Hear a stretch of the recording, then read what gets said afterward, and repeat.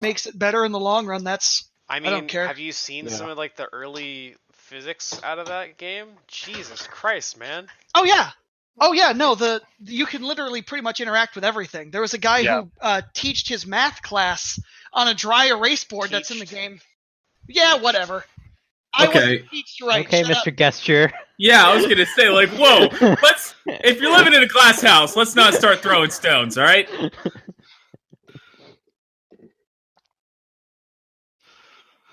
It looks cool, though. I mean, all this shit, like, I don't know, man. It depends on, like, do they have enough? Do they have enough games for it? Is like, and I think that's the whole thing. Like, yeah. I'm not a Half-Life person. Like, I never played it originally.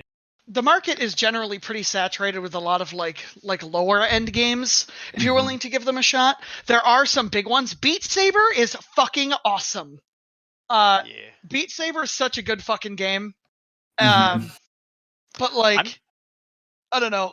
There isn't like huge flagship games for VR. There still really isn't. So until you now, kind of have to. Yeah, I would say Half-Life Alyx is probably that's their biggest. first step. Yeah. But are you worried at all that it's gonna suck? Everything that I have seen about it is like the lowest rating. The lowest rating I've seen for it was an 8. Okay.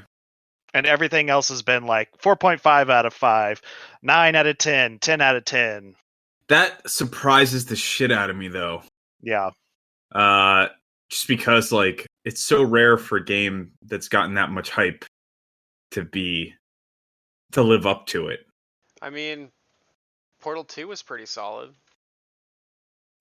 Yeah, but it was very good, but it wasn't as hyped up as much as like literally, it's like a cultural meme of Half-Life 3. Yeah, I guess. Like that's people that don't even really know what that is know the meme. And if you ever become interested in the Half-Life storyline, you could play Black Mesa. It's basically a remaster of Half-Life 1 and 2. It's very good. Yeah, isn't it good. Like they just did Black Mesa is like Half-Life 1 in the Half-Life 2 engine, right? No, yeah, wait. It's way better than the Half-Life 2 engine. It's in isn't it Unreal Engine?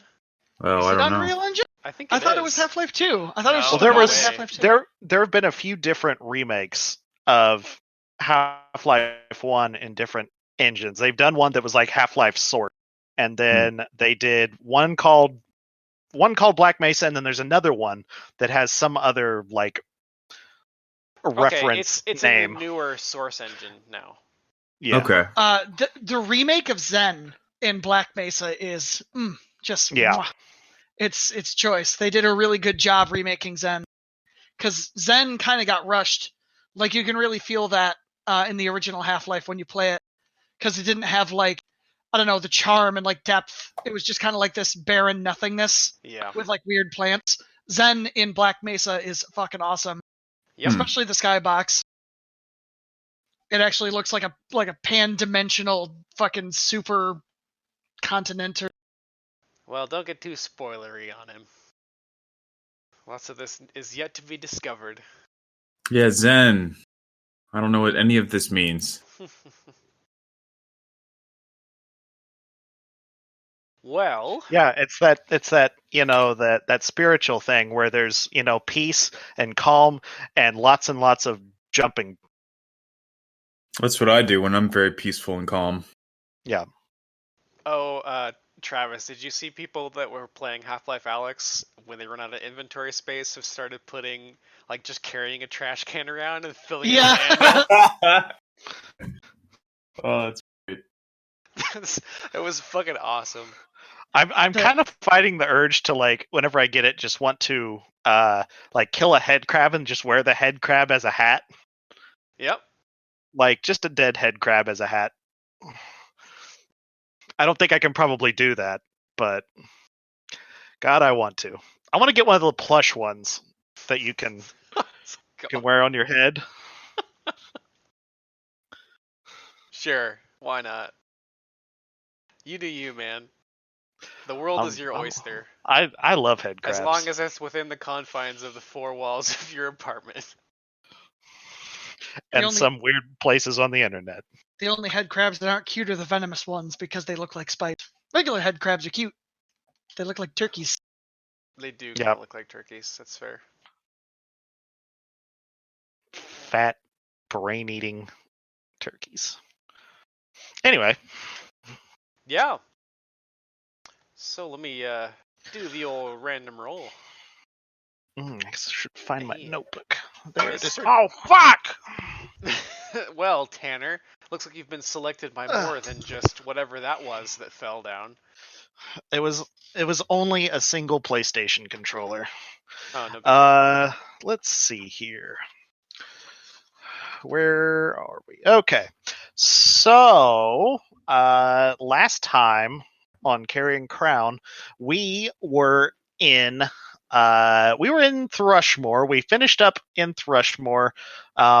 We got all the cum stains washed off of our two companions, and then got some horse blankets and stuff, and we made our way along the coast of Vontal. In Vontal, we got accommodations at this sort of nice, sort of ritzy, I think tavern / hotel, an inn. And we learned that it's a kind of their big deal is making wine, and they're real stuffy. And the place we stayed was called the Sage's Chalice. And then we got some wine, and then there were all these references to die for. The guy who owned the place was a creepy weirdo, and we weren't having any of his bullshit, and we hung out there for a little bit, then left the next day, because that's not really our jam. And we were traveling south towards Caliphas and ran into a bridge, and there were 3 hooded figures on the bridge. And we sort of were like, okay, what's up with these guys? And they're like, you're not getting across this bridge. And it turns out one of them was Ilian. And so he came and attacked us, and the other one turned out to be a headless horseman, or a Dullahan. I was leading them, and then we started battling, and the third figure turned and stabbed the headless horseman, but wasn't having any effect for some reason. We slew Ilian for the 3rd or 4th time, and eventually we subdued the Dullahan, and the hooded figure who had been trying to dispatch the Dullahan was revealed to be Gabby, Havelock's long dead sister, and she had appeared to have been converted into some kind of non-evil undead, like effects with some revenant-like qualities. So we're not sure exactly kind of what her whole deal is, but she was wearing a ring that made her appearance and voice like that of a woman that Leopold was familiar with, whose name I forgot. And so we're not sure what the connection is there. But we convinced her to accompany us to Caliphas so we can see kind of what we can do for her, what we can learn, and what the Whispering Way's kind of up to. And I believe that Havelock is having some internal struggle with his devotion to Pharasma, but his unshakable love for his sister now that she has returned. So I think that's where we're at. That is an impressive summary. I think that was really good. Yeah. Thank you. The only thing I would add to that is that you did notice that Ilian seemed to have new abilities, and he's stronger. Yep, he seemed like he's been juicing. Yep. Yeah, we didn't get to really delve super deep into Ilix's sort of thoughts and how she's dealing with that, because Havelock was pretty quickly distracted. There you go, stealing the thunder again. Silly Havelock. When's the last time I stole the thunder? I'm giving you shit, dude. Okay. Got trolled there. Troll successful. You don't get to be a troll and then not take trolls. I didn't know it was a troll. I thought it was a real thing. I meant it was well executed. Winning. All right. Don't you ever get tired of all this winning? I mean, you're gonna be dead from COVID in like 3 days, so I'm just gonna give you that. Oh, that's not cool. That's a low blow. It won't kill me until I start showing symptoms. I have 2 weeks. Yeah. Closer to 5.5 days, but he's keeping track. It sounds like. I don't care. So I think we had actually left off on the bridge. Yeah. I don't believe you had finished getting to Caliphas. You guys basically begged me to do loot before we signed off, and so we did that. And that's kind of where we dropped it. Ilix is kind of like tentatively trusting Gabby's presence at the reassurance of Havelock. V suspicious. Yeah. The only other thing I will note that we didn't really touch on last time is that Ilian's blade is still where he dropped it. So take that as you will. Over there? Yep. Last time. Yeah. Okay. The last time one of us touched that, it wasn't great. No, I had Havelock just kind of looks over and he goes, nose goes, and puts his finger on his nose. Not me this time. I'm out. I touched it last time. It's somebody else's turn to have a fucked up dreamscape.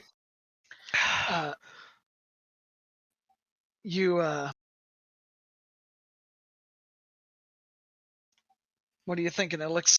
You were last time it was mine, but Ilian is my responsibility. And she'll sort of hesitantly look at it and then reach down and touch the blade. It's cold to the touch. It seems like the heat is kind of just like draining out of the fingertip that you're touching it with, all gingerly. My fave. I'll like get a piece of cloth and sort of wrap it up and like shove it into between the straps of my backpack. What happened to the last one? When you reached down to pick it up, it shattered on you. Right. It knocked you back and dealt some damage, and then you had a goofy dream. Yeah. Ilix, you reached down to kind of gingerly wrap this thing. Why don't you give me... we'll do dexterity, I think, for attempting to wrap this thing without touching it. Okay. Well, I don't have sleight of hand, so... Yeah, I would allow that also. If you can make an argument for a skill that you want to use, I can allow it. Trying to see if I've Obviously, really the DC of a dex check will be lower than a skill check. Yeah. I think acrobatics is a stretch. That would be the only one I would try. Unless you're going to be like, I'm going to backflip over it. Well, if you're going to be like hitting a rope underneath it and like kicking it into the air and then trying to like drop it into your bag like a circus performer. Right. Okay. Yeah, I'll throw you a dex. It's not bad. Yeah. No, that's more than adequate. It's my highest stat, so. Yeah. So Ilix very carefully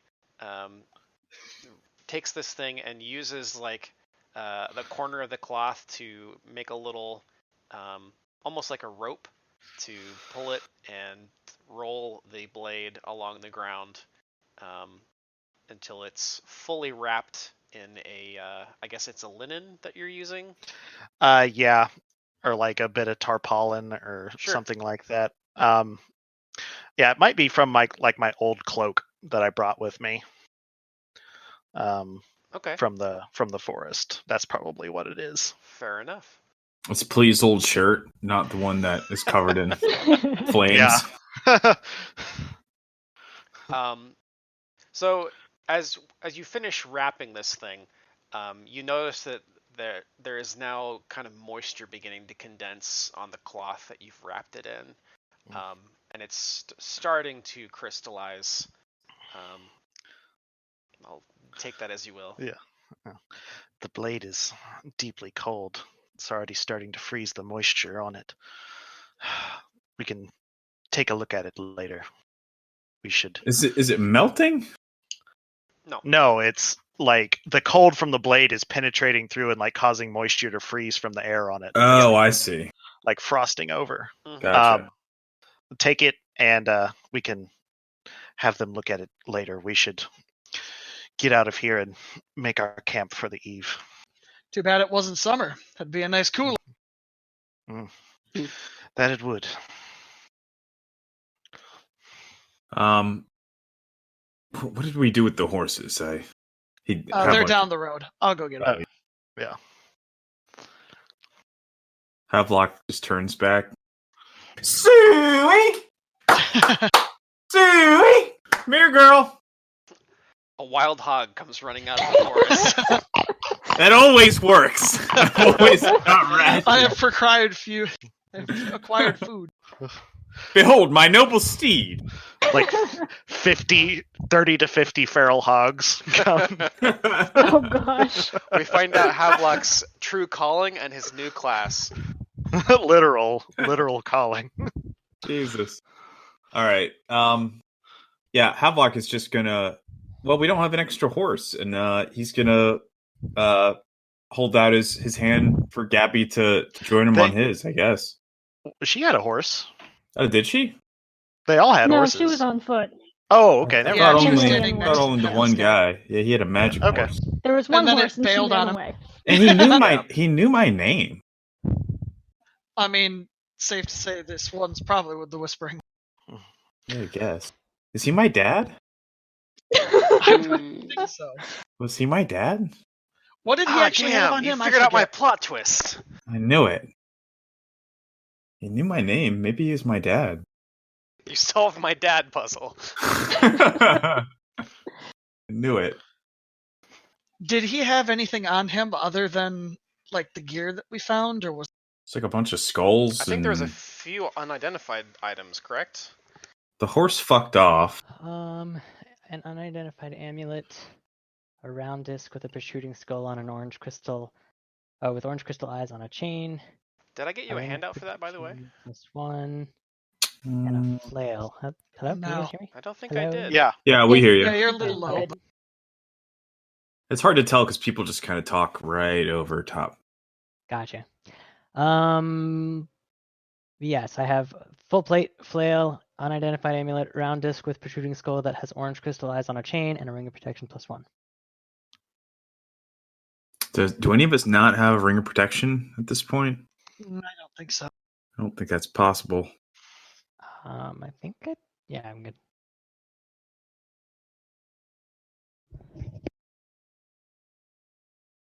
I'm good. Yeah. Been having trouble doing uploads today on Roll20, so give me just a second. I'm gonna get you a handout for that amulet. Okay. I think it would be best if she were to stay with you. Havelock. Yeah, Havelock Sure. looks over at Ilix, and he gives her kind of a cautious nod. And as they're getting the horses together, I think that he would look over toward Plee, and maybe if there's a chance to have like a brief, like whispered conversation. Oh, that's not a good looking necklace. Looks pretty No. sweet to me. I mean, it looks cool. Looks cool to the players, not so cool to the characters. Yeah, I'm not so sure that that's a good one to wear. Kind of looks like the thing that they draw next to cursed item or something like that. As far as I can tell, nobody rolled spellcraft on it.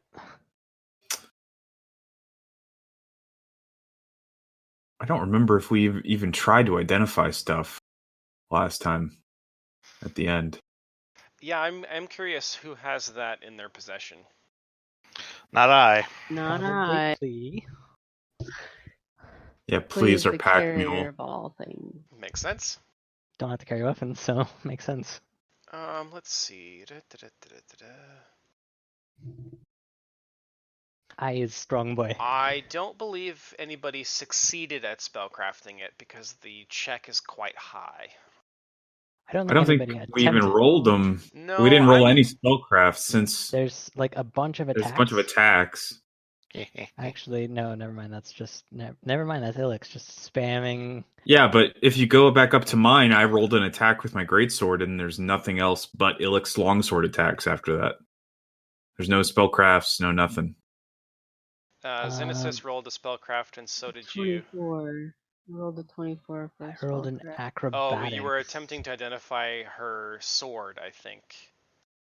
Yeah, I think probably. there was also like a spell that was cast in there. No, you were identifying your sword, yeah, because the right above there's it is... more than one spellcraft in here.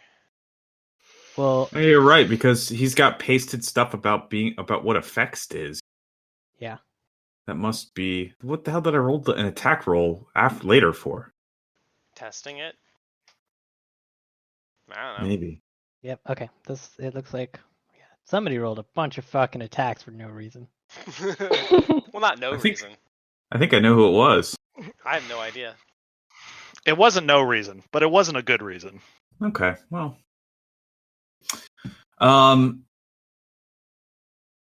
all right. I don't remember exactly what we got from what, but it sounds like we didn't get much out of anything that we found. No, you weren't able to identify her sword. And I don't think you were able to identify the necklace either. But you can certainly try again tomorrow. Okay. In that case, we should probably lock it up. Maybe in the same fucking lead bound box, like leaden box that Havelock keeps the book in. The occult, the weird demon occult. Oh yeah, book. The Cthulhu book. The Cthulhu book doesn't look good. Perhaps I don't know why lead. I don't think magic is like gamma rays or whatever, but still, I'm applying Superman rules to it. I don't know if it does the same thing in Pathfinder, but in a lot of stuff in 5e, like thin bits of lead can block magic, and I same with I knowledge or detect magic. I think stops working through your lead. So you can lead, or you can also do stone of a few feet. Yeah, there's like various rules for how thick. It's kind of like radiation rules. Yeah, cool. It's pretty similar. One thing I will say is that as the necklace is being handed around, somebody Is it being handed around? Yeah, to spellcraft it and whatnot. Oh, I thought like someone's just holding it and you can just.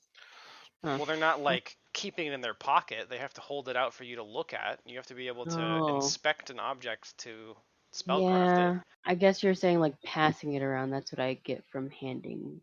Okay. All right. Just need clarification. Okay. So anyway, anybody who has handled the object, why don't you go ahead and give me a intellect or wisdom check, your choice. I don't know if I want to handle it.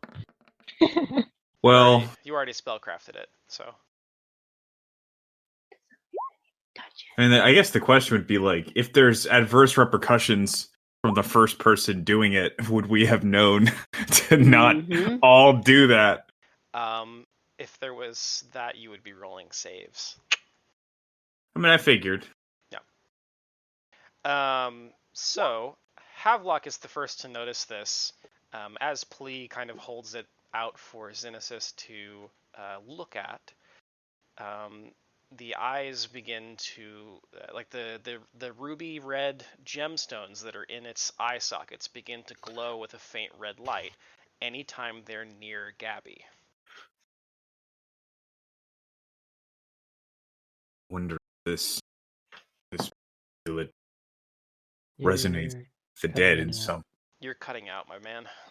Why? Nothing's quietly. I'm not speaking that quietly. Fuck.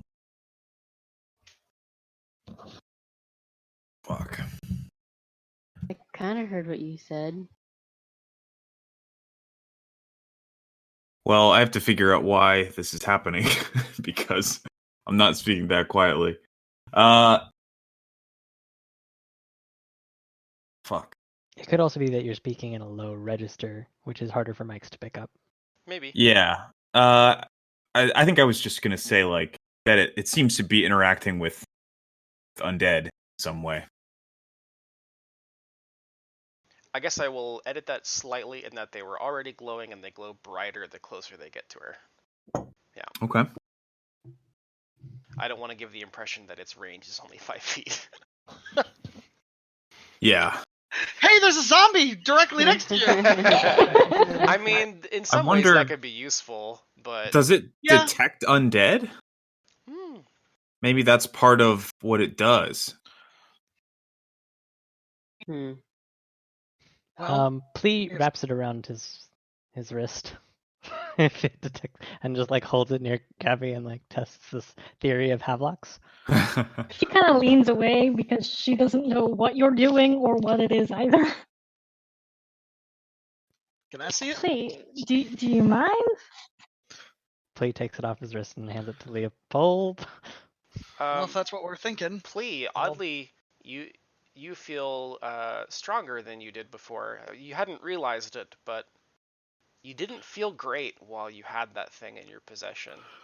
And Leopold, once you take hold of it,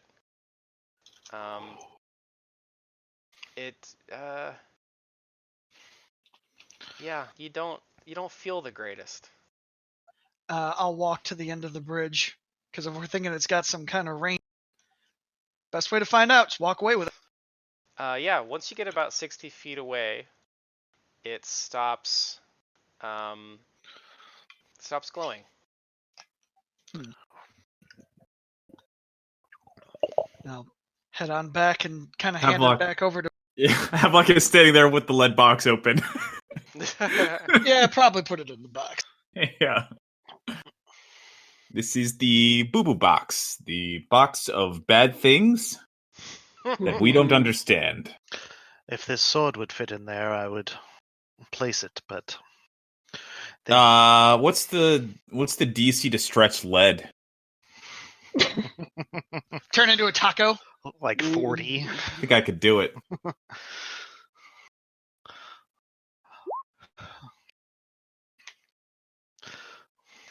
Not the worst, not great. Meh. I think it's I'm looking at what time of day is it?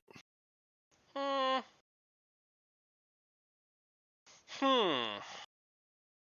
think we were most of the way done with our journey for the day, and we were like camping, getting ready to camp, right? It was like evening.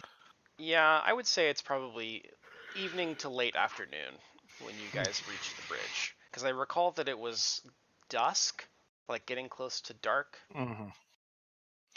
We shouldn't tarry here any longer. Yeah. Nightfall approaches, and we still need to make camp. I think that's a good idea. Very well. Yes, let's get away from this place. With the necklace in the box, do any of us feel bleh from it? Mm-mm. Okay.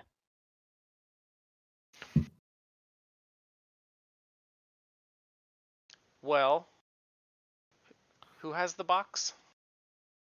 I think it makes sense. And it is a lead-lined box. I'll have to look into this a little bit. I had expressed an interest in getting seeing if I could buy like I think I said a lead-lined box, just sort of that's the first thing that came to mind. But yeah, I was looking for something that Havelock would think would be like a safe method of transporting evil magical items. I can't imagine this is the first one he's come across. When we were in Ilmarsh for the bad book. I imagine you would probably have some like like prayers or something like inscribed on there on a little bit nicer one. Yeah. You know, get some nice engraving done. Mm-hmm. So ordinarily, I would give this to you because I think it's clever and I like it. However, the description for the necklace says that, and I quote, cannot be overcome in any way while the medallion is in that creature's possession. So that creature's possession. yeah, that just means people are creatures. Anything that is holding it. Havelock is definitely a creature. It says it cannot be overcome in any way. So, Havelock, not only do you feel really icky, you feel probably worse than you would have thought, just from hearing seeing Plea's description and hearing Leopold's description of how they felt holding it. You feel markedly worse. Listen, I already got a lot of bad feelings going on right now. I've had a rough day. Functionally, while this is in your possession, you have a negative level. Okay. Whoa! Be right back. I mean, that makes sense. Most, like, a lot of evil, evil magic items, if they're in the possession of a good creature, they have a negative level while they've got it. Just like holding a holy weapon or something for an evil creature. Yep. They get a negative level while they're holding it, so that doesn't really surprise me. So it's basically like, if you're not evil, it's probably going to do this to you. He's right about it being good characters. Yeah, it makes sense. Oh, that is meta, but yeah. Well, technically, we don't know that, but Leopold's actually neutral. I know. As he describes the feeling that he's getting, Flea takes the box and puts it in the bag of holding. Yep. Which would send it to an extra dimensional space. It's still in your possession. Okay. Are you good, though? He is not. He is lawful neutral and is thus unaffected. However, he does feel icky. And cool. Not good. It just feels kind of like this overbearing sense of dread and maybe fatigue. I'll leave it open to interpretation for you, but it's just sort of an ominous, looming feeling. COVID-19. Oh, God. Please starts coughing uncontrollably. God. The plague. You now have the plague. But at least once it leaves Havelock's possession, you see him kind of like stand up straighter and just in general be breathing easier and having an easier time moving around in armor. He seems to have been hit the hardest by whatever the effects of this thing are. Well, then maybe me or Pali should carry it. For now on, at least. I think that we need to consult some. We need to consult someone from the Order.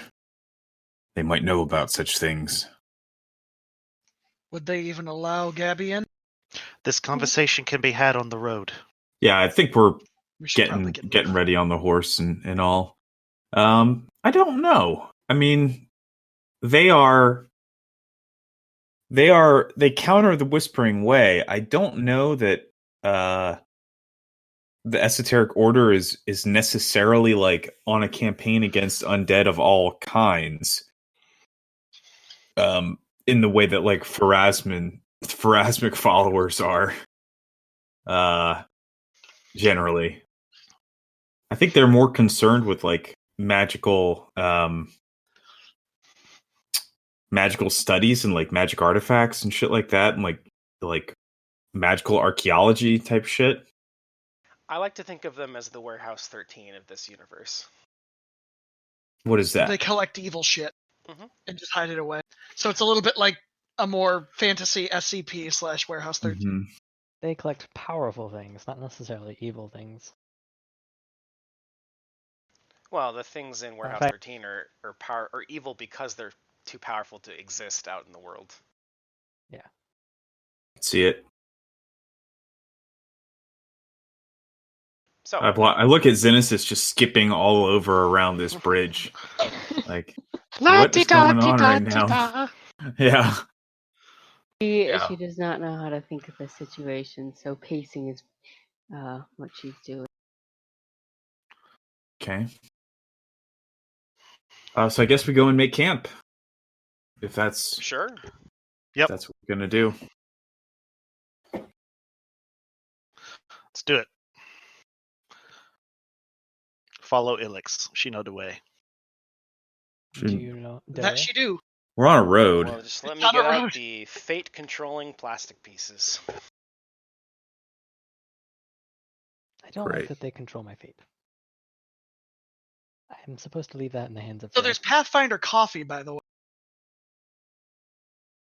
I'm pretty What? sure you can name a lot of things Pathfinder and they make sense. Like there's a car called that. Well, yeah, apparently they've teamed up with Paizo to make coffee. Oh. A company did. Okay, but why though? I have no idea. These are because a minor amount of small profits. So, where are you guys camping out? Wherever Ilix points us to camp out. Yeah, Yep. wherever makes sense. She know best. Yep. Ideally, we're looking for natural windbreaks, somewhere low that is close to the road, but far enough away that the light from our camp wouldn't be noticeable, because we don't want to get, we don't want to make ourselves an obvious target. Probably get some of our muscly fellows to rig up more of kind of a windbreak around the other side. Yeah. Give me the old survival check. Hit you with one of them survival checks. I think I can probably help you out. Probably. It's not a great you rolled survival a 3 check. and it's a 22. Yeah. If where we are is level 11, bro. Yep. We're not in a forest, I don't think. You kind of are. Okay, it's so a then road that's going through a forest, but yeah, I would allow it. Yeah. This would be a 26. Oh yeah, you very easily find a spot to your liking. Cool. Yeah. I suggest that we still post watches because they know that we were coming this way. So it's reasonable that their agents scouring the area if they haven't heard from their headless man. If you think about it, it makes perfect sense that at level 11, it would be so easy to find a campsite. Oh, yeah. We've been doing this for a bit. It's almost like we've been practicing for... Well, it also comes down to, like, there might just not be a suitable area. Mm. Like, that's what you could consider the dice, is like, there's just nothing good. Mm-hmm. Well, I don't know about who wants to do watch. Well, apparently I only need 2 hours of sleep, so I could do 2. Did you sell that thing? No, I kept the Ring of Sustenance. You kept it. Okay. Well, I'll take the middle of the night. Yes. I will take third watch. Well, how many do we need? I mean, I guess if you can stay up 2 hours, you could. We only need 2 other watches. Yeah, it doesn't matter. I'll take whatever. Is it the server? Because like I hear Tanner and cool. I thought it was just me because I'm playing with internet and wires. No, I think it's the server, dude. Give me a second. Everybody's kind of winging around. Okay, this should be hopefully better. Hopefully. Yeah, I'm up and about, by the way. So I'm constantly listening, but I'm not sitting at my computer. No big deal. I'm packing. Glad you could make it anyway. All right, you were moving back to I'm moving to Ohio. Oh, okay. I thought you mentioned you were moving back home, but Nope. Okay. Well, but yeah, no, I only need to sleep for 2 hours, so technically speaking, I could just stay up until the last 2 hours, and then just pass out then. I thought that was the benefit of the Ring of Sustenance. Yeah. No, that's the benefit. I could just stay up until there's like 2.5 hours left and just pass out for the last 2 hours, wake back. I mean, I guess the plus could also be that you stay up. Like, you sleep 2 hours, then you just stay up the rest of the night to help out whoever else is on watch. However we want to do it. Yeah. Extra perception rolls. Yep. I have turbo perceptions. Mm-hmm. Oh yeah, that's right. Maybe just give Ilix the ring. Well, the question is, does it work if you have to wear it 24 hours first, maybe? Yeah, it has to attune to you. Yeah. Never mind. So otherwise we could all just pass it to each other, sleep 2 hours, sleep 2 hours, sleep 2 hours. Yeah, I see nothing wrong with guarantee this. that I would bring the banhammer down on that.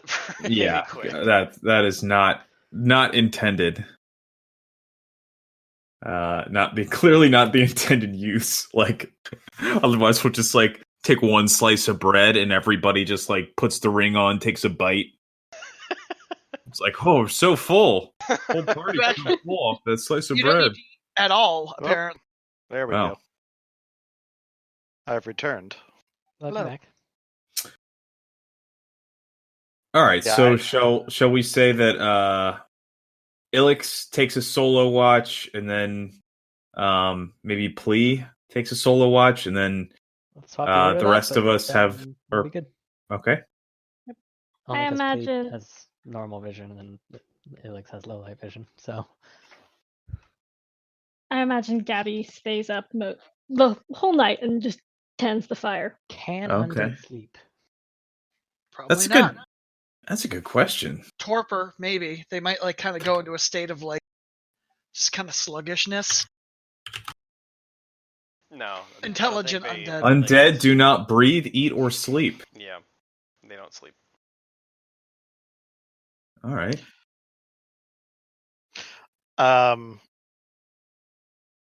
Yeah, I guess we should do our watches.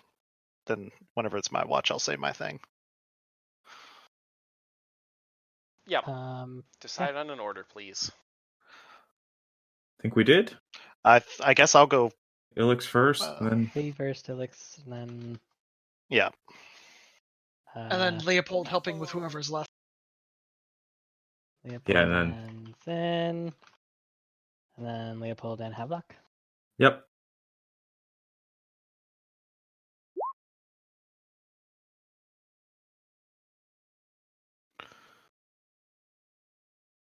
And the whole time, Gabby.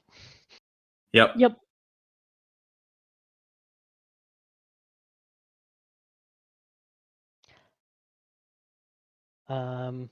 Actually, yeah. While everyone's like resting for the night, Plea and Gab, Plea like pulls out a notebook to talk to Gabby. Oh yeah. Okay, let's start there. Yeah. So I'm just like writing all this stuff down so that she can understand me because she doesn't understand my sign language. But yeah, Plea would be like, so. I mean, I know that you don't. How do you feel about what's going on? Like, I don't really even know. This is the first time I've been like clear-headed since this happened to me. It's a lot to process. I have, I guess, some memories. It's a lot. Plea like puts a hand on like Gabby's shoulder and just like reassures. I won't ask what you've done because I know you don't want to relive that. But what do you want for yourself in this state? Like, you're undead. Everything you swore to fight in life. Oh, I know. I haven't figured that out yet. I'm still processing, I guess. Do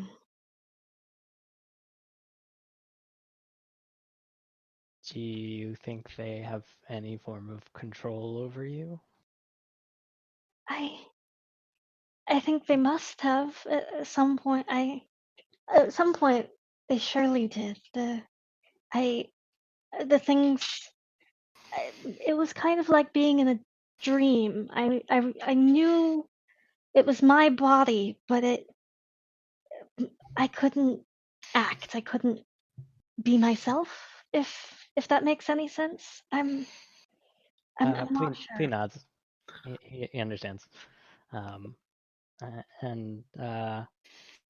Well, I can't guarantee anything, but we might be able to find a way to fix this. But you have to know that at some point you did die, and so whether it's for Asmus' will that you return to the Boneyard now or later, you do need to go there someday. She nods, and I know that. I guess I'm kind of scared. Like, what do you think she'll do with me? Plea just like leans in and gives Gabby a big hug, and then starts writing down like, what was done to you was monstrous, but I don't think it was her will, and she's not going to punish you for something that was done to you. She kind of nods in agreement, but you can tell she's still ruminating and thinking and churning over all of these experiences. He then like continues and is just like, Havelock is happier to see you than I've seen him in a long time. She just smiles. So whether or not we find a way on this journey or another journey later on, I think for the time it's best that you stick around for him. She gives you a weak smile.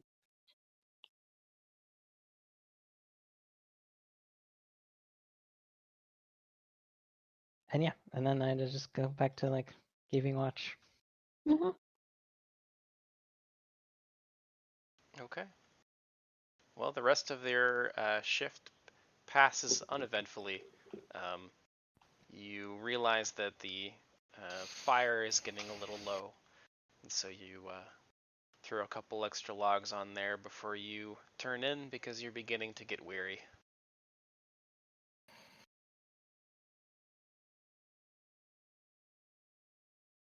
Yeah, I go wake up Ilix for her watch, and I give her like lean in and just kind of like tap her gently on the shoulder, and then like as she wakes up, I lean in and give her a little smooch.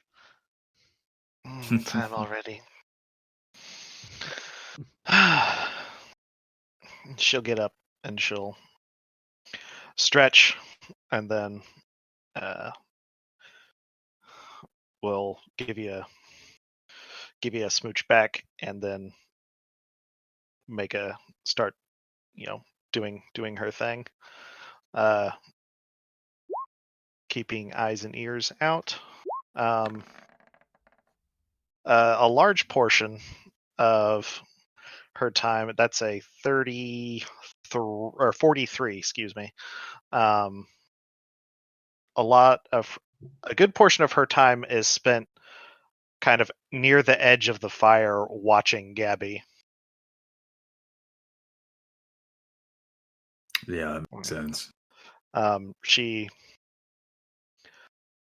and she's not like concealing it or anything. These aren't furtive glances. Gabby will kind of look at you and nod like she knows and she understands, but doesn't really like try to chat much or anything. I gotcha. So at some point during this, probably getting towards the end of her shift, she'll come and sit across the fire and stare at you for a minute and say, there was a mountain. I climbed it, and the world curved away from me. The horizon was all wrong. The hill wasn't a hill, it was an island in a vast sea, a vast spherical sea.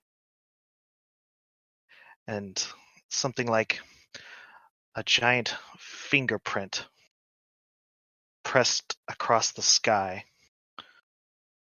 And there was a scared little girl and a rock and teeth. Her eyes get really big as you describe this, and she's like, Did something happen to you too? No. I saw these things. It was a vision.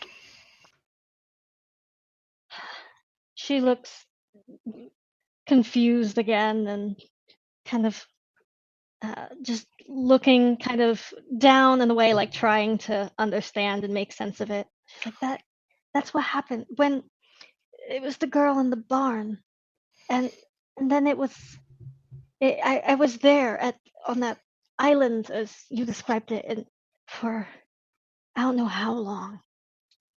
How did you see this? We were in a strange place. They say something happened to me. Something happened to my mind. I'm not sure what they mean. But I remember this. Seeing these things, knowing that they were not of my life. And the strange similarities to Havelock's story of you. Yeah. I do not know why I've been given these visions, but these were dreadful things to behold. Yeah. And she'll look at you like she wants to say that like she wants to say she's sorry for you, but doesn't. And then will nod at you and then go wake up Leopold and Zen. She will, after listening to you, will kind of nod and also get up and kind of walk just to like think to herself. Mm-hmm.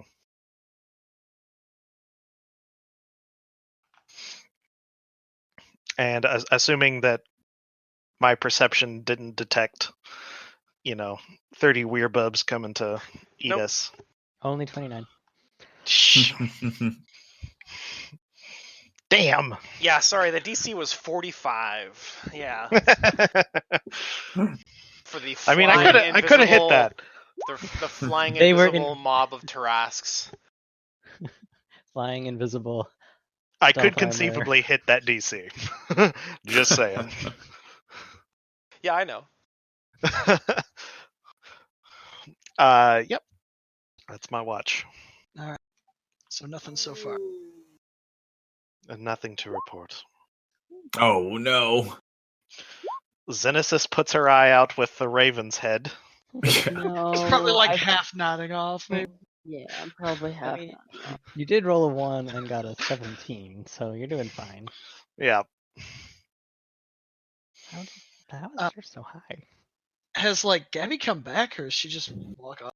I don't think she hasn't. I don't know that you've left. Did you actually leave? I thought she was pacing a little bit. Yeah. She kind of got up to go on a walk just to think, and she didn't say much to you, Alex, given how things are between the two of you. So no, she just kind of slowly went off, kind of away from the campsite. Like I said, kind of presumably to think, given what you just revealed. Yeah. Well, Makes I'll make sense. sure to make a mental note of that so that I don't shoot her if she comes back around. Okay. Yep. I will let you and Xenesis kind of roleplay this out. So Zen, Mm-hmm.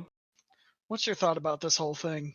I mean, I honestly do not like it one bit, and I feel like her being here is making it worse, as in because when she does have to leave, it's going to be even harder on Havelock. But it's not my place. I mean, it's not like she did it to herself. Plus, I understand that it'd be pretty difficult as a Pharasman to get over that whole thought process, but I don't know. We've seen some strange things this past year. I mean, there was some monster that was stitched up, made of several people. Well, we got him out of a murder charge. Yes. We made deals with werewolves. You sent that thing to God knows where. So, who knows? Maybe it's time for just a different thought. I kind of glare. I kind of give you a slight glaring look, but sorry, not a holy man. It's okay. You're like convincing a priestess of Pharasma who's literally wielding the raven's head. I mean, I'm just airing out what I think.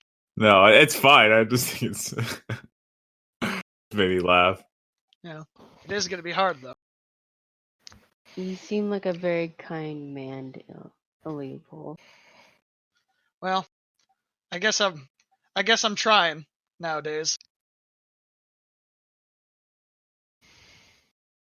Yeah, how do you feel about it? I mean, you obviously sound like a person who isn't too bothered because of all the things we've encountered.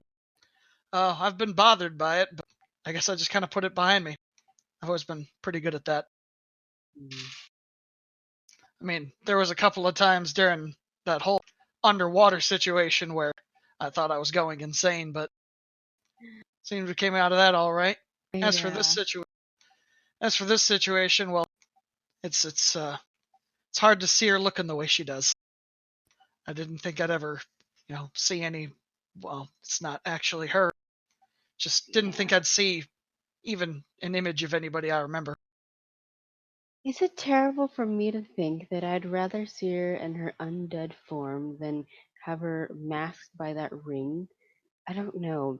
For some reason, I feel like I don't like it. I get it's a disguise. I get it so it's not as repulsive, but I feel like it makes it less than the severity it is. Well, certainly hard for me to look at her, but I mean, it might make her just a slight more comfortable than she is without. Out of character, I will remind you that when she did try speaking before, yeah, she can't. It was just yeah. But she beyond spoke zombie. that, she spoke zombie. Makes it more. I mean, the Whispering Way has never been known to be nice. So yeah, No. It is definitely a cruel joke on their part.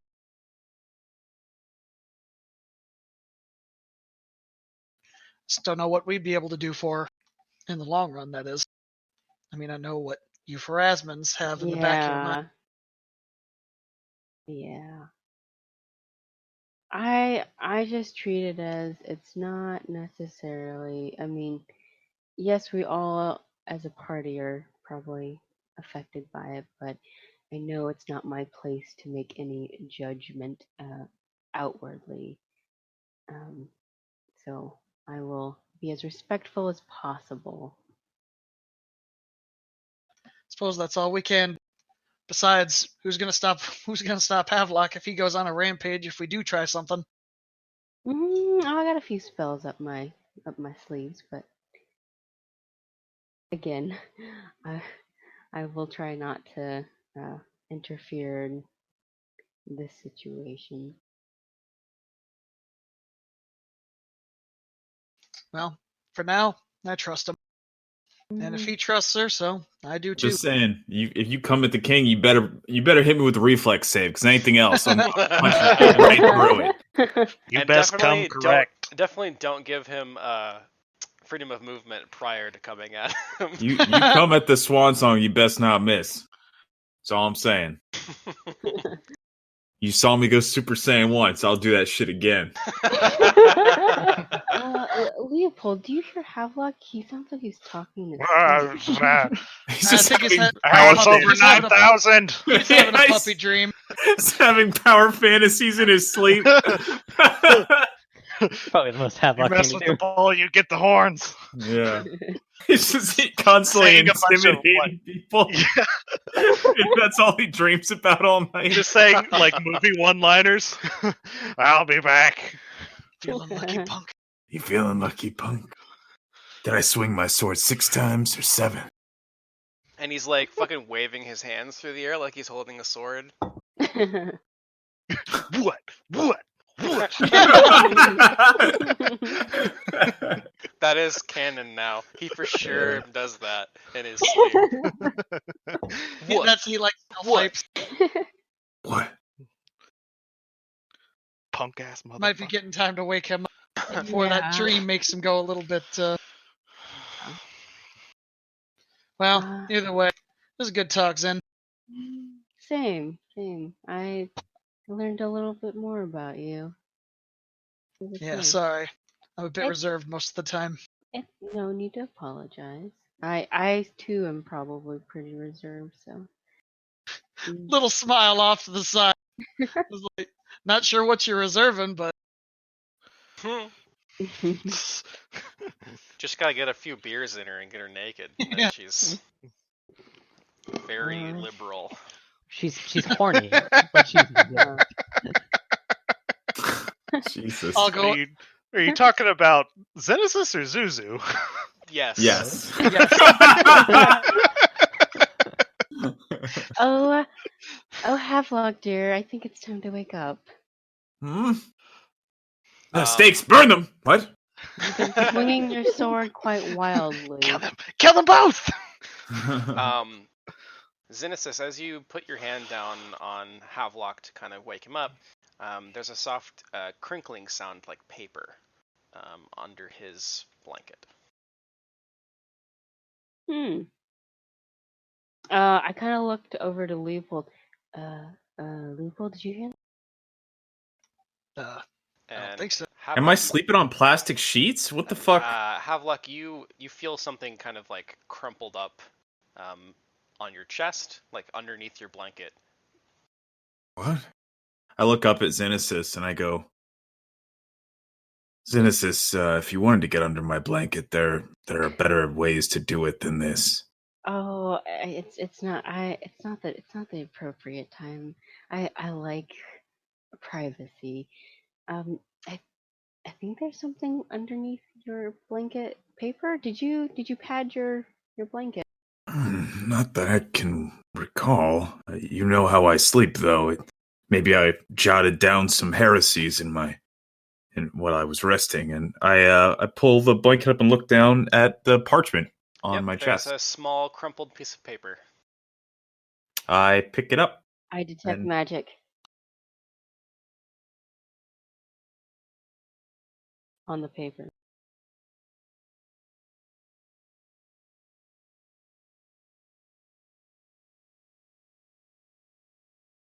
Do I recognize this handwriting? No, it's kind of weird. It's been probably several years since you've seen it, so.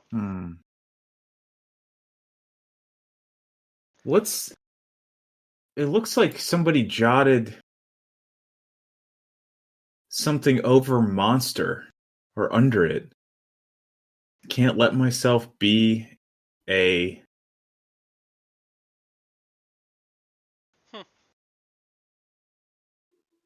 danger? I think Havelock's the only one that has it right now. Yep. Since he has the note. Yeah. Gotcha. I want to give him the opportunity to decide what to do with this information. Roll it up and smoke it. Oh, God. All right. Havelock sits up in a rush, and he looks up and he says, "Where's Gabby?" She went off walking after He immediately hops up and he goes, "Which way?" I don't know. It was before I woke up. Yeah. The I look around. Who was up? Ilix, please. And I'll wake him up. I think Lee and Alex are just sort of cuddling together in their bedrolls. Hopefully shirtless. Do they wake up when I yell their name? I would think so, but you guys can give perception rolls if you doubt that you're gonna wake up. For sure. I would think Ilix would be on high alert even when asleep. Yeah. Yep. Ilix will and reach for her bow. Ilix, where's Gabby? I think she went for a walk. Where? Which way? And she'll indicate where she saw her go. I would immediately grab my sword and probably without even putting on my armor, run off, or my hat or anything, just take off that way. Trying to track her. I can cast light. Okay, yeah, never mind. On He myself. sits up in the bedroll and just like signs to Ilix. Did he just run off without pants? Well, I should go after him. You don't get to decide if I wear pants. No, I'm like Just to answer your question, yes. He's like rubbing his eyes, waking up. So he's like, he literally doesn't know whether or not you did just run off without I pants. hop up fully naked, like 100% nude with a greatsword. Just a hat and a greatsword. Yeah. And No, but that's like, the I'm story wearing of the how hat, Havelock got circumcised. I'm wearing the hat, but not in the place you'd expect. Yep.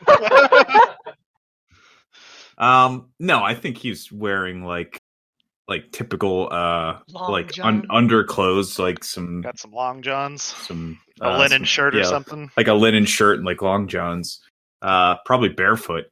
I mean, it's winter, so. Oh. That too. Mm-hmm. Well, yeah, I think he'd still do it. Yep, makes sense. Yeah. You're probably guys, bundled up more. You guys get ready. I'll beforehand. Go yeah, I'm gonna look for tracks. Okay. It's not great moonlight tonight. But go ahead and give me survival. Okay. I get a bonus. Maybe I just get to add wisdom to tracking as an inquisitor, but that is not a bad roll. Yeah, no, it's not bad at all. There is no snow. At least not here.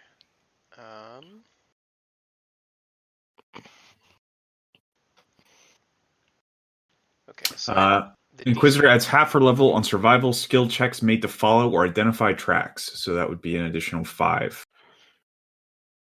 Okay, yeah, then you would clear the DC then for even hard ground.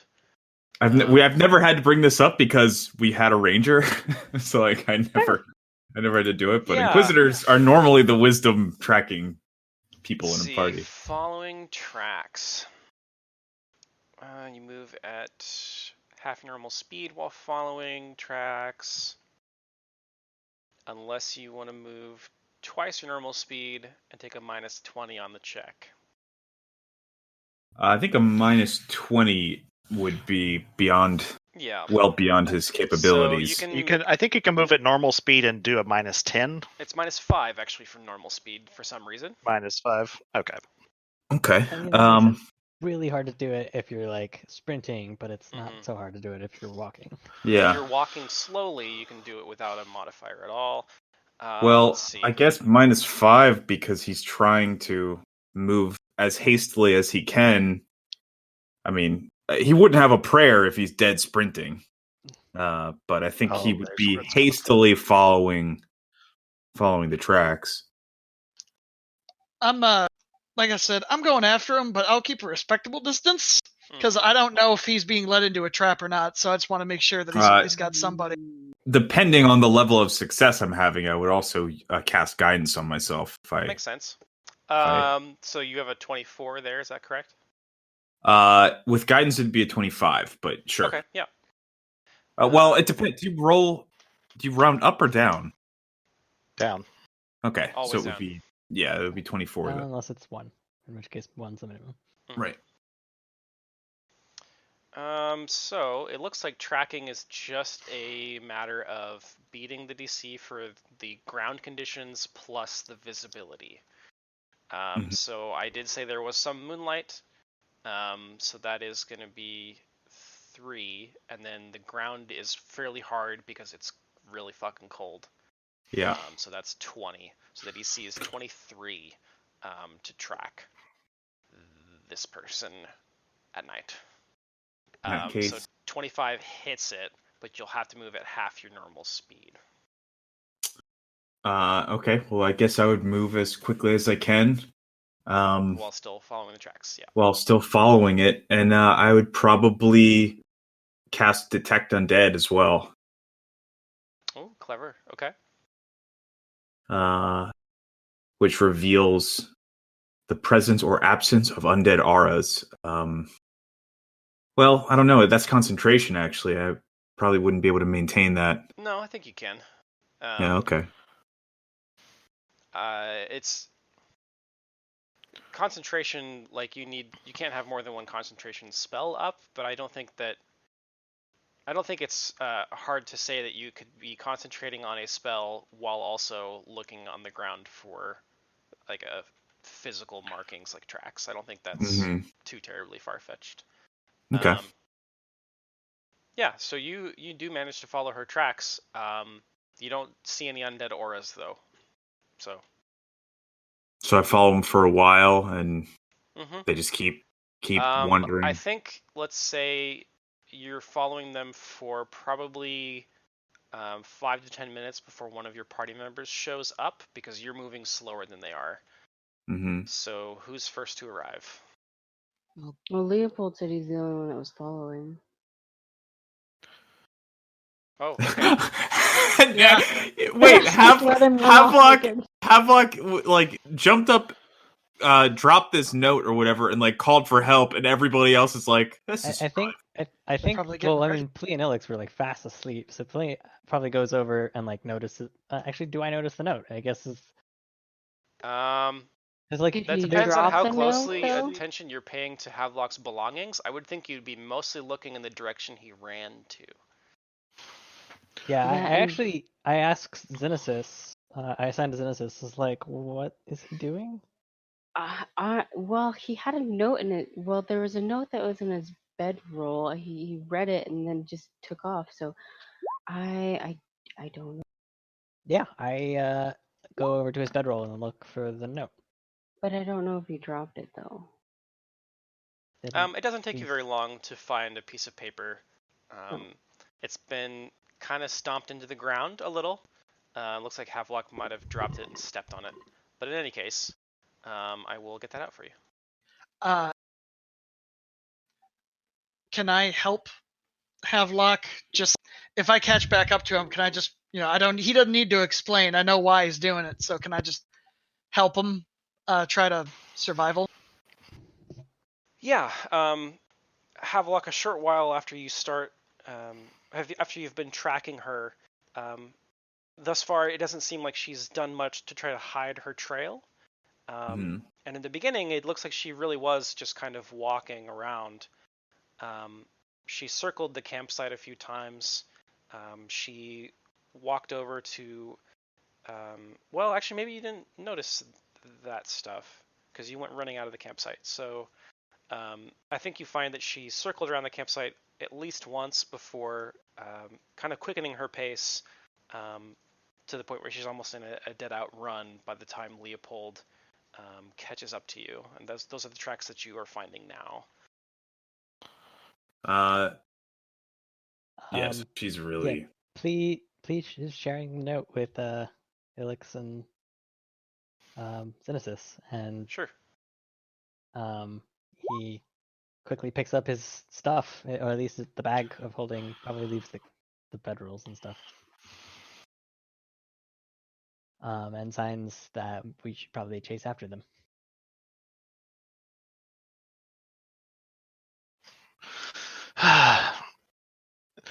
Ilix will get up and stretch, and then grab her kits and come on. We went this way. I can still hear them wrestling around out there. You probably see the light. Yeah. In the nighttime, just sort of like. And I have swift tracking, so I can move at normal speed to follow tracks without penalty. So we will. Yeah, we catch up quickly to them. Okay. I would say probably 30 minutes or so now. Yeah. When we get there, say, do you find her yet? No, I think she's running for it. That note, she said she thinks that they might be able to hear her. Please, Hence, puts his hand on Havelock's shoulder and then starts signing to him. If they summoned her and created her into an unkillable undead, then Lord knows what sort of magic they might be using to see through her eyes or speak through her mouth. I'll set a quick pace. Come. Yeah. I will. With Swift Tracker, I can take a -10 penalty instead of the normal -20 when moving up to twice normal speed while tracking. Wow. I feel like before we go, Havelock should probably get the rest of his stuff on. Havelock's probably. I gotta imagine that 30 minutes later, his feet are like turning blue, and he's like just shaking uncontrollably, and probably like in pretty serious, like wild-eyed panic. But he calms down a little bit. Can I retroactively have grabbed Havelock's gear? I think that makes sense. Because he just ran off. Because I think that Plea would know better that Havelock's probably not coming back to this position. I probably didn't pack up camp necessarily or bring the horses, but because we can find this place again by retracing our steps. But I would have brought. And actually, Havelock, why don't you give me a fort save for cold weather exposure? Yeah, that makes sense. Luckily, you're good at fort. Allegedly. Oh! Luckily, you're amazing at fort. Luckily, you're fucking empowered by adrenaline tonight. Hot blood just pumping through these veins, baby. Yeah, so your feet are quite cold, but somehow they haven't turned black yet from essentially walking on frost, well, not frost, but like extremely cold ground without shoes or protective gear. So you actually don't take any damage for your first hour of being out here. Hell yeah, dude. I've got a very hairy chest, man. It's like a whole second coat. So much that hangs down to your feet, apparently. Yeah. Havelock is basically an ape man. What we didn't realize is that he's really just a super, super tall halfling. I was gonna go with particularly bald Yeti, but that works too. He's a halfling with gigantism. He's half giant, half halfling. Turns out that just makes a normal sized man. Oh man. Yeah, I think Havelock would kind of grab whatever he could as Ilix leads the way, and throw his cloak on and do his best to kind of quickly shrug on his chainmail, but he's pretty much just worried about tracking his sister down. So my final roll is a 28 after all modifiers. Oh yeah, you are successfully on her trail. Okay, and I'm moving double speed. So you're running. Yep. Okay. Like I told him, I'm setting a quick pace. Yeah. Yep. Like I'm following, baby. Please, travel domain. Casually walking next to you. Yeah. Your casual walk is everybody's my walk speed is everybody else's run speed. So he just every 30 seconds he just leaps forward another 100 feet. Yeah. Fucking lands and just waits. Okay.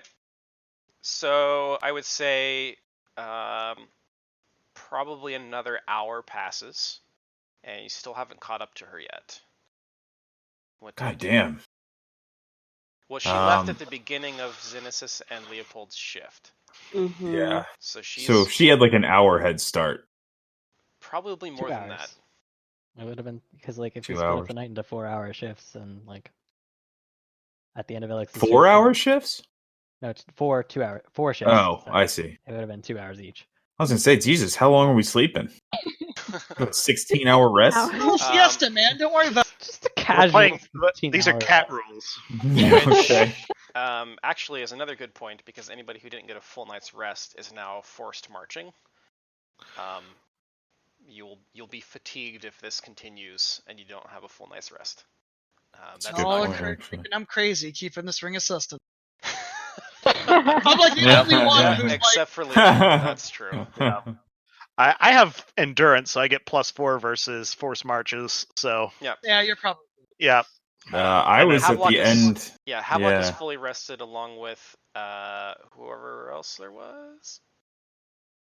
Me and Leopold. Nobody, just Leopold, because Xenesis and I would need more rest still.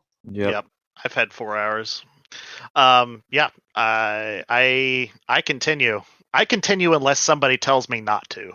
I mean, that's not gonna happen. I think Plea would continue because he's just walking. Like he's not trying to run. So like. Okay. Havelock's gonna continue. Obviously, this is his idea. I think it wasn't so much an idea.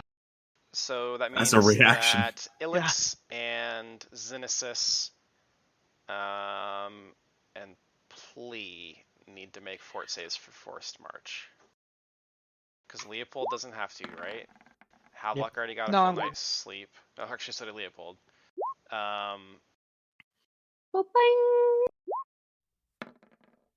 Wow. Look at these fort saves. That's pretty fucking good. Yeah. 29. My finals is 29. The DC is 10 plus 2 per extra hour, so the first DC is 12, and you both knocked that out of the park. So you have no 15, issues. 16, and 19 on those rolls. Yeah, that's pretty good. So you don't take any damage. I think you're okay for now, because I think if you take damage, then you become fatigue. Mm-hmm. Yeah. Okay. So you continue your pace. Yep. Which way did she set off, as far as we can tell? Ilix is able to surmise, based off the position of the stars, that you are heading south, somewhat parallel to the road to Caliphas. I don't understand why would she do this? It's been so long. I know I told her we'll find a way. Probably just trying to protect you, Havelock. I don't need protection anymore. She's the one that needs protection. She's probably worried that she's going to hurt you or your friends, which would be us, and not intentional. Yeah, but we're really strong now. Please signs to Havelock. Please signs to Havelock is like, imagine if you were in her shoes and were forced to hurt her against your will. Wouldn't you also leave to protect her? Stubborn bitch. Oh my God. Please signs it, runs in the Havelock line and slaps him. Yeah. Well, I learned it from someone. After a certain point, I guess since we're sort of on the way to Caliphas, I think we'd go along, and as we're having this conversation, he might kind of stop and after a while just go, Ilix, hold on a moment. Or how far is she away? Ilix! I don't know. I'm. If you guys are keeping up with me, probably not very far. Maybe 10, 20 feet. Yeah, doing our best.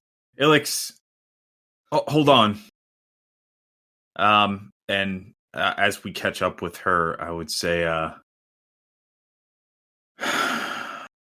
as much as I hate to admit it, I wonder if maybe she did make the right call before. The last time I didn't trust my sister's instincts, I got her killed. If she believes that she's better off without accompanying us,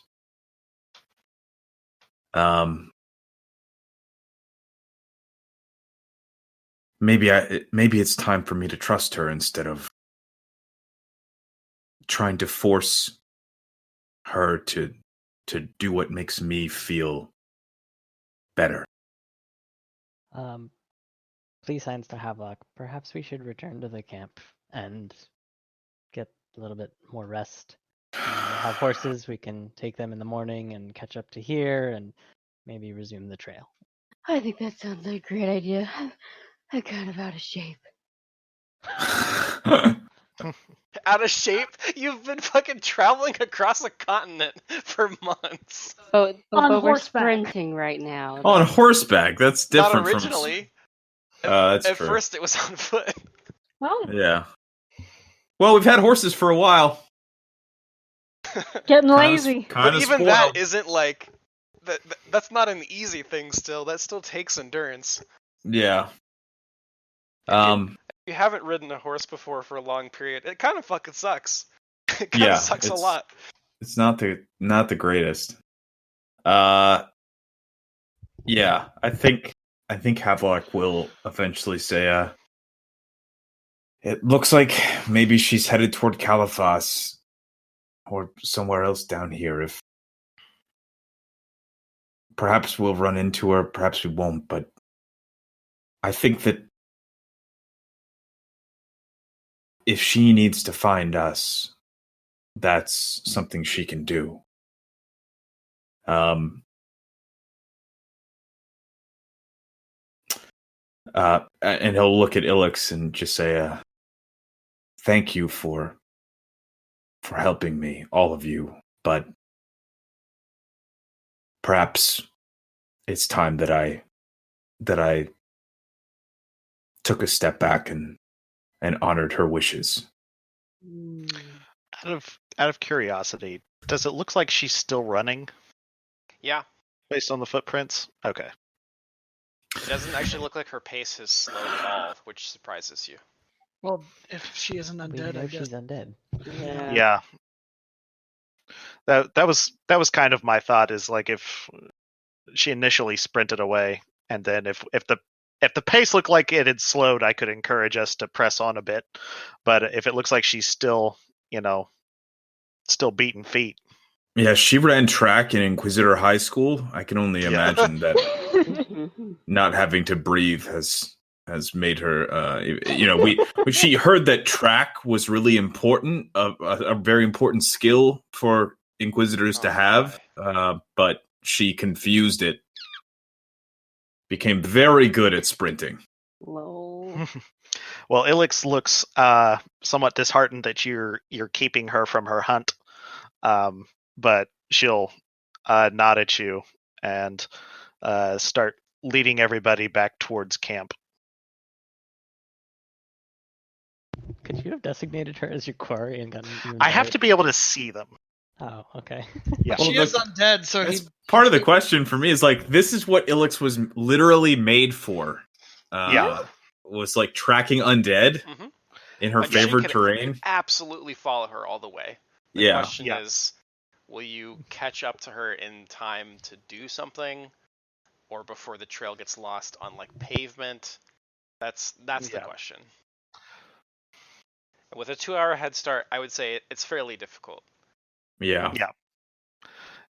If I had designated her as my quarry, I would have gotten bonuses or I could take a 10 on survival checks and move at normal speed without penalty. But the real benefit is the extra damage and to hit. So, but all my other stuff, I rolled a 4 on that on that survival check to track her. And it was plenty. It was plenty. And then took an extra negative 10 on that and still had a 28. Good lord. Nice. Yeah. I mean, for asthma. Because she's undead, we're in a forest, and I have +5 to track it. Yeah. So I have turbo bonuses against to hunt her down. Right. But we'll make our way back to camp. Okay. Since you're not moving at quite the same pace, it takes a little longer to get back. We can run back.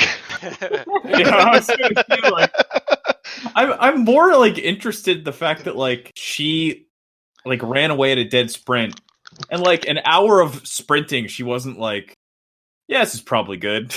Like, she was like, no, I need to keep sprinting the whole time. Or she is aware that Havelock will stop at nothing to follow her. Well, he will, evidently. An hour and a half of running in the winter. Well, you know. Slowly reconsider.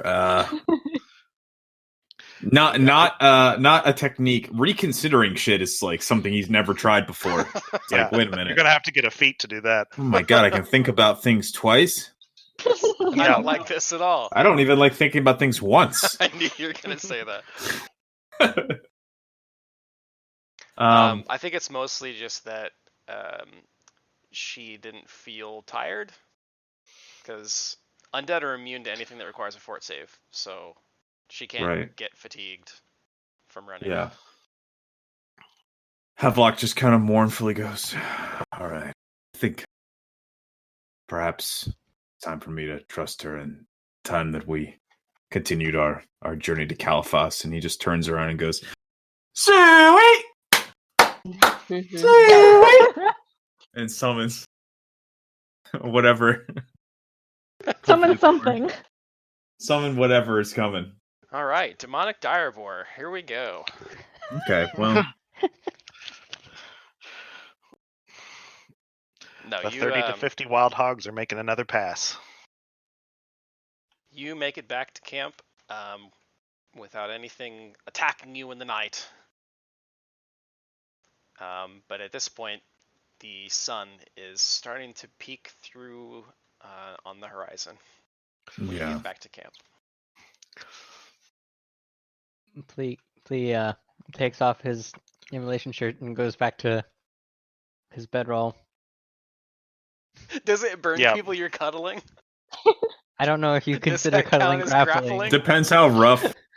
Depends how rough things start to get. Grappling is struggle snuggling. This is this is normal snuggling. Gotcha. Struggle snuggling. That sounds real bad. It's basically please build. Yeah, fair enough. Degenerates having consensual cut. Okay. You know, I don't want to have like a nightmare and then kill someone in my sleep. That would suck to wake up to a burning Ilex. Yeah. Okay. So you guys hunker down for a couple more hours of rest, even though the sun is coming up. Except for, I assume, Havelock and Xenesis? Or no, not Xenesis. Leopold. Havelock and Leopold. You guys are both very much... Yeah.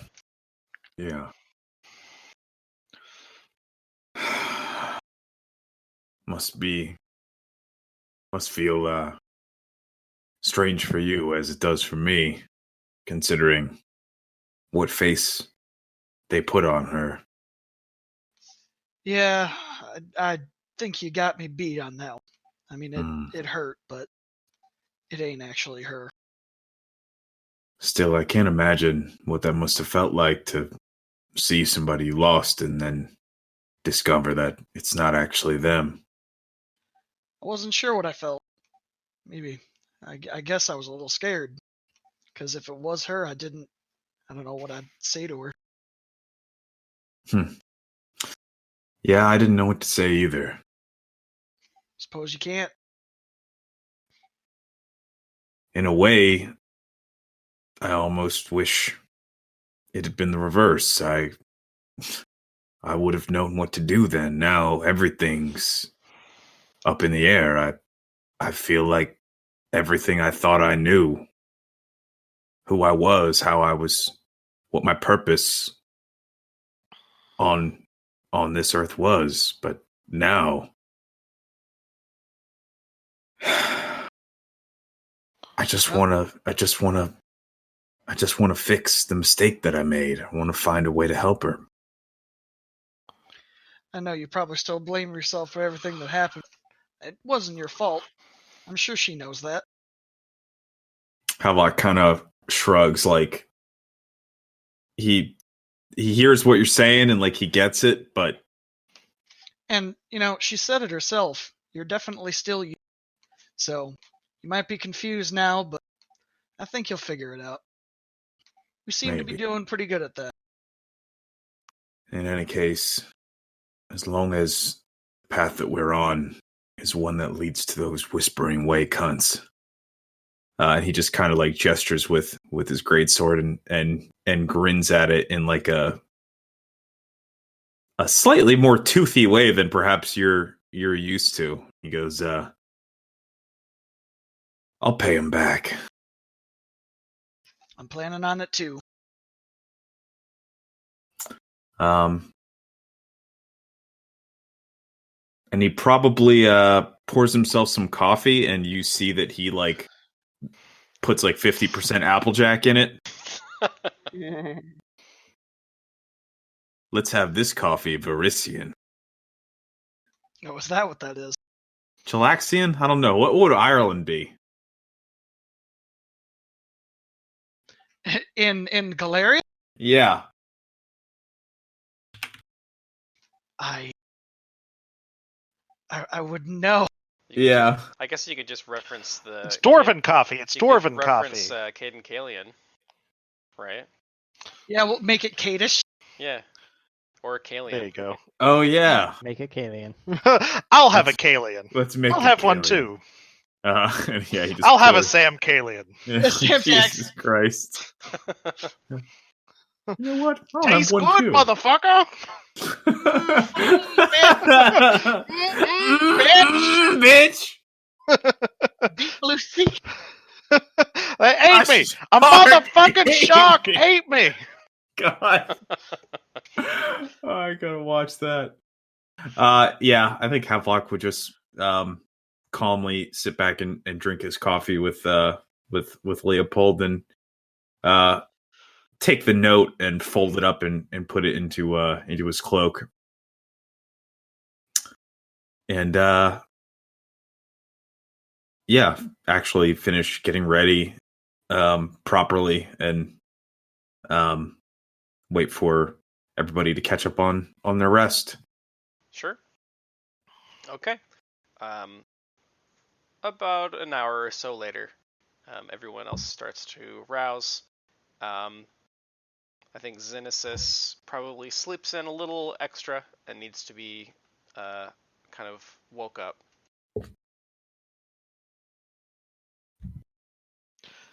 I'm sorry, Xenesis. It's time. Okay. Oh. Anyone You else did just well slightly keeping up last night. Oh, thank you. Definitely not my strength. We all have our separate ones. Yeah. Caliphas, Alex, I suppose? I believe we should be able to make it by nightfall. I think, based on kind of our map. It's probably like 10 a.m., 10:30. Yeah. It'll be a long day in the saddle, but we should make there by nightfall. Enough time to go. Oh yeah, you can get there. Alrighty. Well, Ilix will saddle up and ride out. Yep. When we're ready. Pack up and saddle up and hit the road. Mm-hmm. Hit the old dusty trail. Plea, as you are packing up your horse, you notice that one of your pouches is kind of hanging open. I investigate it. Inside, you find the kind of notebook you had been using, and your pen, which I assume is some sort of fountain pen, or perhaps quill. There's a small tear out of your notebook where a piece of paper is missing, and there is some kind of bleed through on the next page where someone had written on your notebook. Okay. Ryan's smart enough to put this together. Whether or not Flea is, that's a different story. Now we embark on the mystery of the missing note. paper. Just But who so could I have done know. this? I mean, if I you mean, want- you saw. Jesus Christ. So Uh, this is Wow. something I'm not that's- dating you for your brain, sweetheart. You're Thank God for basically that ass. you can't even talk. You're a walking six pack. I really am. A walking pro hugger. So You're Plea- basically a dildo. Aww. with the struggle snuggle upgrade. Yeah. Yeah. Plea. I think that this just means you don't think about it much right now.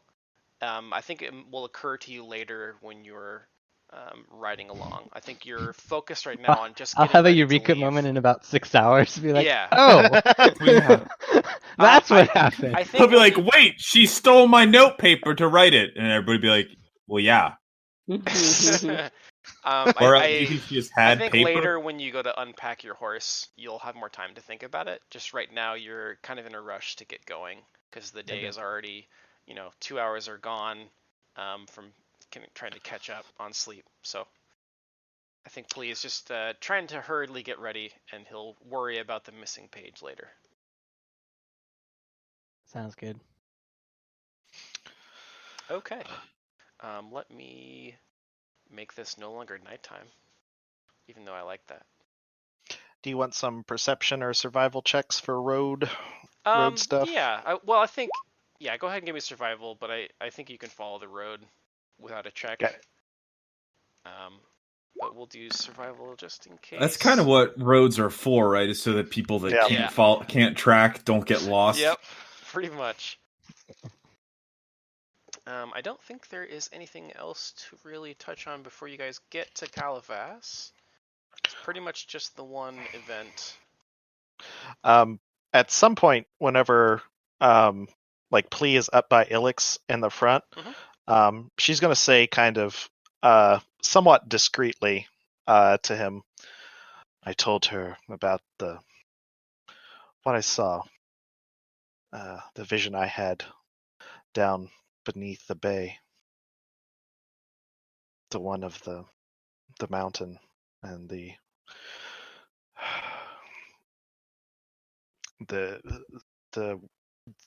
spherical ocean, the island, then being bitten by a child. It seems those were her memories. Please, Science Dialects. If those were her memories, then why did you end up with them? That's such a strange vision to be given somebody else's memories. I don't know. I'm not sure what wisdom is to be gleaned from this, but it seemed to. She was there a long time.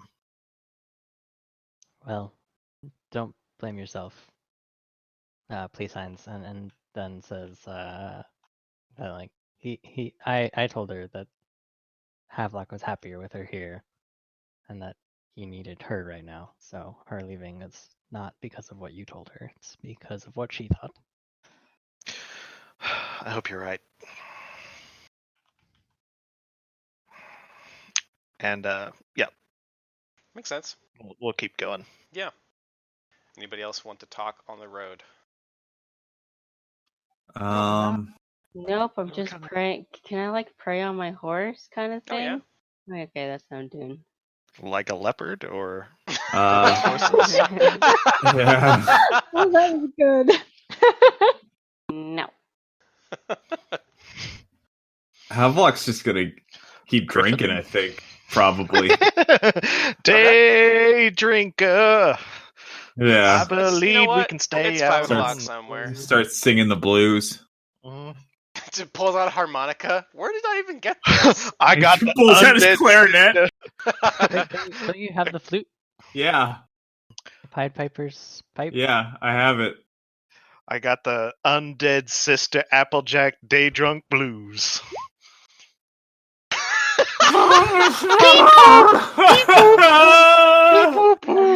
Havelock, you're kind of interrupting my crying Have you guys- session. He's playing it with his nose. You guys know those recordings of kids trying to play the recorder for the first time? Yeah. Yeah. This is like what it sounds like. There's just like Applejack like spitting out the end of it. Oh god. And then he like dips the end of it into the barrel to like use it like a straw. Slurp up more. I am tempted to cast silence on you, Havelock. I was able to cast silence on you, Ilix. What? Racist. Wrong elf. Stay out of this. This is between me and the elf. Flea goes over to Havelock and confiscates the Applejack. What? You've had enough of this. Just because your sister's I gone, she's can gone forever. I Snap out can of it. handle it. Obviously You not. snap out of it. And if we find the Whispering Way in the state, well, What? Sorry, I was thinking about something else. Hey, please, let's have a drink with me, man. Let's have a drink. Flea just like rides away with the Applejack. All right. What is your con mod, Havelock? What is it? 1 or 2? It's just 1. Or oh yeah, 2. Okay, so you've had at least 2 drinks then, because it says in general, a character can consume a number of alcoholic beverages equal to 1 plus double his Constitution mod. Oh, okay, never mind. So it'd be 5. So you're at least 5 drinks at this point. Yeah. So you are considered sickened for 1 hour equal to the number of drinks above that number. So I'll let you decide how many extra drinks you have. I'm gonna assume that I had like at least 1 extra So drink. 6? Yeah, to get to the point where Plea confiscates the booze. Fair. Just no fun, Havelock says, and he reaches into his pocket, just pulls out his flask. A whole other flask of. Well, like I took the cask of Applejack from him. So that I can just keep pouring it. The flask is limited, so I'm just gonna whatever. Yeah. I'm surprised you believe he only has 1. Well, I took all of it out of his bag. With a magical of spare bag of knives, he just has like a whole cape full of flasks. Yeah. He has a sipping jacket that he's just soaked in.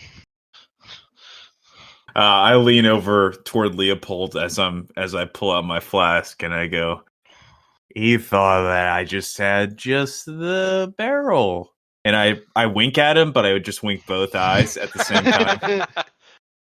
But you turn your head sideways like you're trying to wink, but you blink Like both eyes. You do the right thing with the eyebrows, but the eyes do not synchronize. Yeah. Like that's the It's one like- that puts you over the edge. Alternately do it. Leopold just shakes his head. I'm worried about the integrity of our organization, Plea.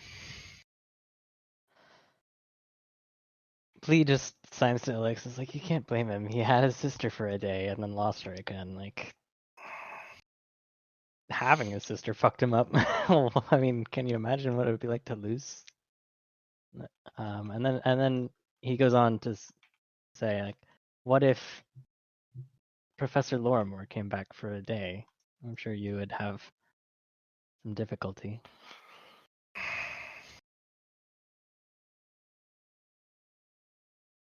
And you don't blame yourself for his death. I suppose. We have to be at least a little bit understanding, even if it's hard.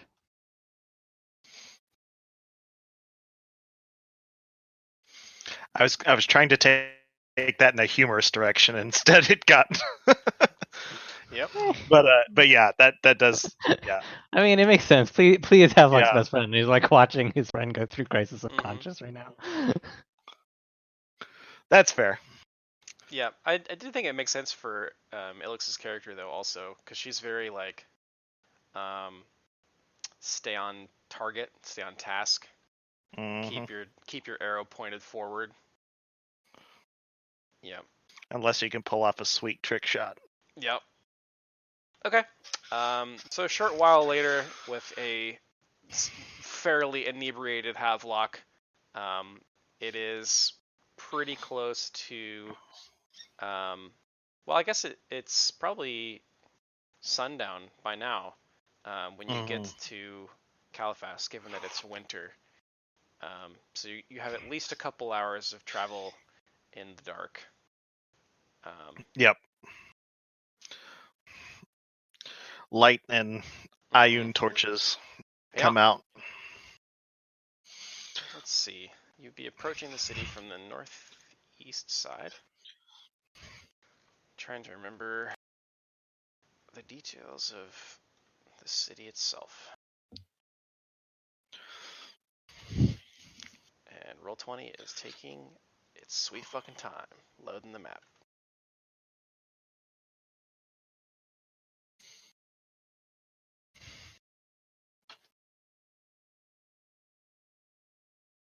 Any second now.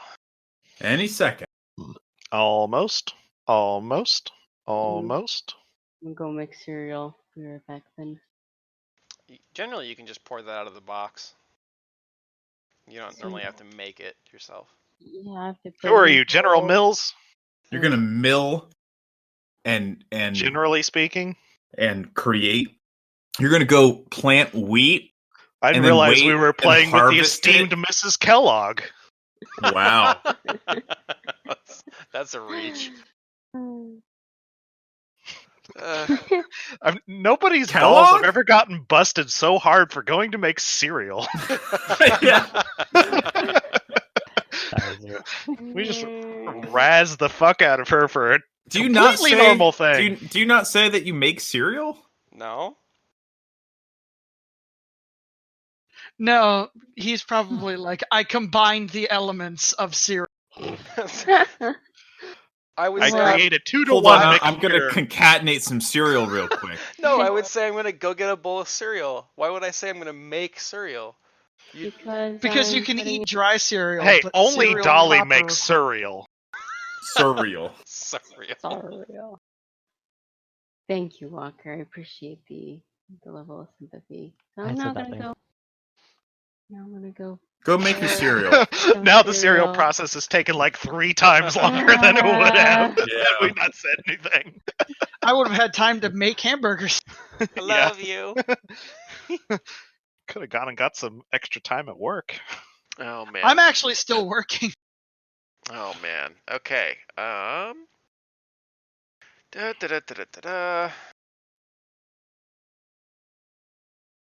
It basically doesn't dictate. Hey, I'm gonna go make coffee. See, that's accurate though, because you're actually, do we want to talk about that? You're doing a cooking process to get the coffee ready to eat. With cereal, so what you're literally just pouring it into a bowl. You're not making it. You gotta mix it. I'm sorry, hold on. Are you one of those psychopaths who put cereal on top of their milk? No. Okay, I was about to say, great. I eat the cereal with one hand and drink the milk out of a glass. What? How do you guys do it? Oh, shit. Wait, so you guys don't just pour your cereal into a half-empty milk jug and just shake it all up? That's the Maryland way. I go out to a fucking field and I grab a handful of oats and I grind them between my teeth. Like a fucking American. And I just wait. Country boys. Then I pour sugar into my mouth. Then I go suck on an udder. Oh my gosh. Okay. That's unrelated to the cereal. It's nothing to do with the fact that I want milk. I just like sucking out on it. That cow doesn't even produce milk. Yeah, your milk tastes horrible. I'm just in it We're for a the cattle texture. farm.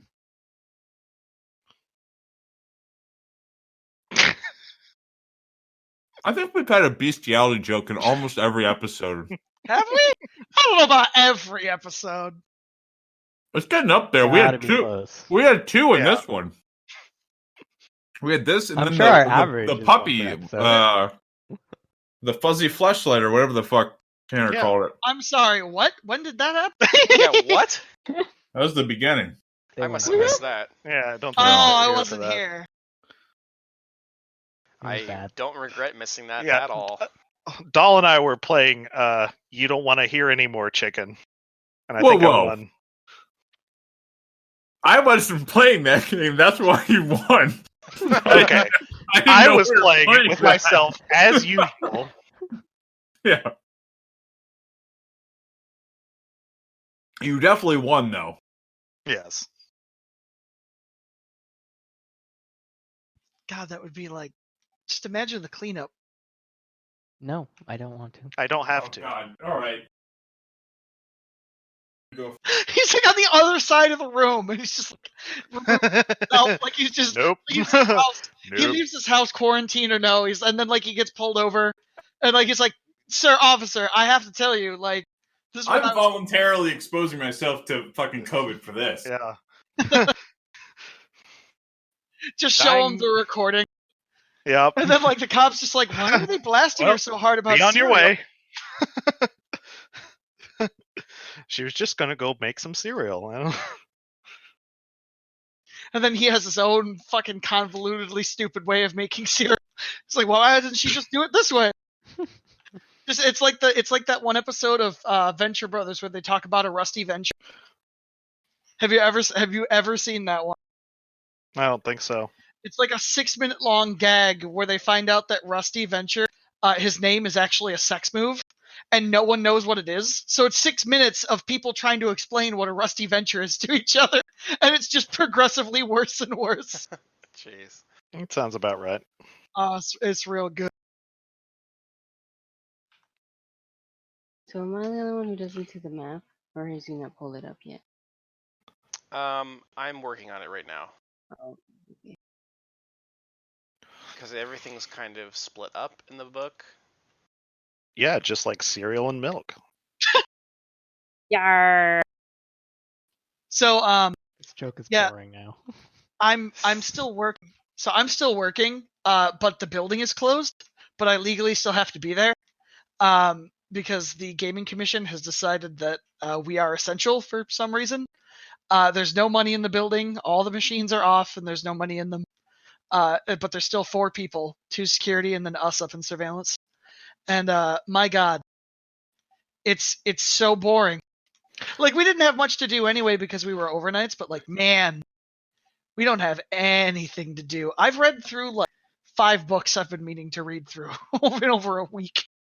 It's like, I need more books. I really wish that like the store overall would calm down, but it's a grocery store, so it's not to. If anything, it's gonna get worse. Yeah. My one coworker says that supposedly her kids are going to be going back to school April 5th or something. I'm like, that's kind of wishful thinking. But And Isn't the whole Oklahoma. state of New York closed down? yeah, New York is completely closed down. Yeah, that's super hopeful. Yeah, but the school's like, no, we're coming back. I think it was like the 6th. Like, we're coming back on the 6th. Like, no, you're fucking not. No, you're not. They proposed here in Oklahoma just writing the rest of the year off as a wash, and school year wise. Yeah. No. Most states I have. mean, I'd like to skip this year. Yeah. 3 months in, I'd like to get past it. I mean, the school year ends in May, so Right. I think Yeah. a lot of states have already canceled everything till the end of the year. Like, it's already. Yeah. Pretty much. Yeah. That makes sense. Oklahoma's Well- always the last to do reasonable things. Yeah, Well, we're here- not doing anything to prepare here in Nebraska. No, but like in the school wise. Okay, but to be fair, Nebraska.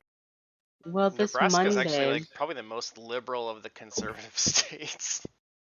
Well, that's not what I was implying. Fair enough. It's that it would be Population. You guys are a flyover state, not a visit and travel to state. Well, the estimates are still pretty bad. Like, let's see. If we don't do a shelter-in-place order by April 5th, Nebraska's looking at a 70% or greater infection rate, which means hospitals will be overloaded by 419, and there will be 39,000 deaths. Whoa, that is crazy. Yep. Yeah, the simulations. I had no idea you guys had multiple hospitals.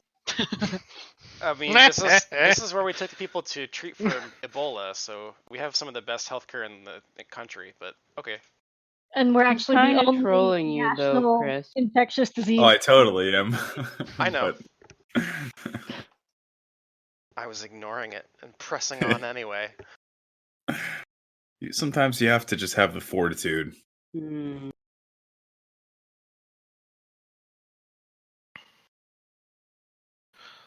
So anyway, I found the part of the book that I was looking for, and I'm good to go.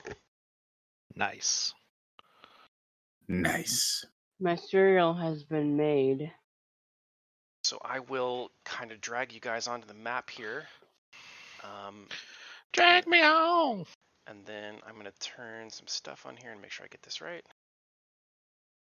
Well, Whitney, I'm glad you could join us for almost a full session. Why'd you gotta run off? Did I ever tell you all about my other sister? Tabby. I couldn't. I was trying to think of one. Oh, that was pretty quick. Tabby, Maddie, Patty. Just Abby, I guess. That makes Addy. sense. Yeah. Laddie. She really just took a different direction. Hattie. Wow. I had 12 uncles. Now I'm going to have 12 sisters also. 12 by 12 they shall come to have does that mean that your parents had 12? Yeah. 12 brothers at least? Yeah. No brothers. Well, if you have 12 uncles, I guess they're all married. The Swan Song Company, or the Swan Song Company. The Swan Song family, we just alternate genders pretty much. Yeah, every generation is it's a different... 12 boys and one girl, then 12 girls, one boy. Just keeps kind of going back and forth. Ugh. Just like my favorite. No. Don't.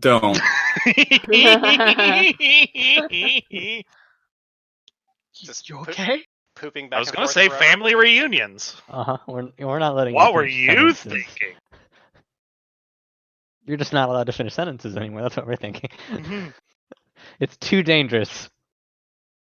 Please don't move around too much right now. I'm trying to get the tokens Sorry. right. It's really dark in here. I'm not sure what's going on. Biggie bugga.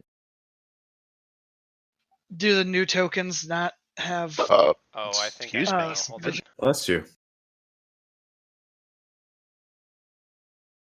Did that take? Doesn't appear to have. I know sometimes Fog of War takes a second. Oh. Well, I'm trying to do the advanced Fog of War. There we go. Yeah, it takes a second to pop in. God, that Hey, man. Map is taking forever to load. Yeah.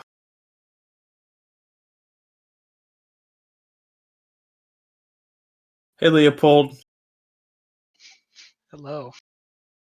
Just chilling, man. Mm-hmm. Hey, you guys want a drink? Oh, hello. I am good. Not after you slobbered all over it. We're almost to town. I feel like it's time for me. I've been on alert all day. Please, Signs. I'm not handing over this Applejack to Havelock until we're safely in a town. But what about me? I say and bat my eyes at you. Havelock's in the back, just going like, "I'm a scat man." Clee does that thing where like he bites his bottom lip in like frustration that he's gonna give in. It's like, I'm mad, but I'm gonna do it. And then he shoots an Applejack. Okay. So as you guys are kind of approaching the city, the road kind of just widens and widens and widens until it's just kind of a big, like almost parking lot sized gravel thing just like leading into the city. It just kind of fades out. It's not a road anymore. It just is here. There are a number of kind of ramshackle looking houses up ahead. They're pretty much like shacks that are really tightly put together. It looks a bit like Hooverville, if you're familiar with that. I'm not. I know I'm not. But I'm so far the imagery you put together, I feel like I. Great Depression. Yeah. Oh, that Hooverville. Okay. Yep. What is this? A city for vacuum cleaners? Oh, brother. Oh my god. Oh, Ilix is leaking. Tanner has pried open the fourth wall. Thrust himself inside. Well, let's not let Tanner thrust anywhere, because that's dangerous. If ever there was an inappropriate time for Bill Cosby sounds, it was right then. Okay. We love you, Tanner. Anyway. Jesus Christ. Okay. Yeah, so what do you do? Keep walking towards, keep following the quote unquote road to, do we see like walls or gates or anything? Yeah, there are some walls way off in the distance. Yeah, that's where we want to get. Sure. We got to get through the perfume department first. Think I can reveal that? I don't know how well that'll stick, but we'll try.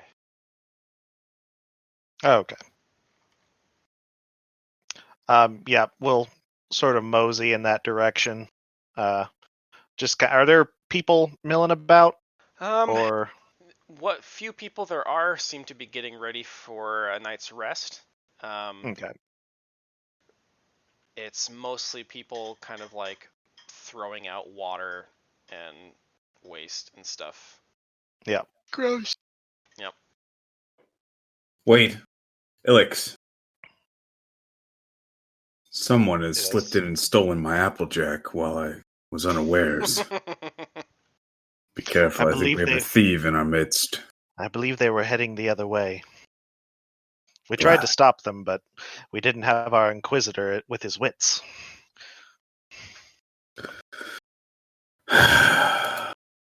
Pull out my backup cask. Backup number 3. Didn't want to have to get into the emergency stash, but here we go. Well, that reminds me, I need to roll for something. Roll for fuckery. GM fuckery. So you guys are basically crossing through kind of the more impoverished part of the town. There is quite a bit of distinctly Kellid decoration. So you can imagine just sort of, I realize it's derogatory, but I don't know the other words, so gypsy stuff. Romani. Yeah. Romani, yeah. Yeah.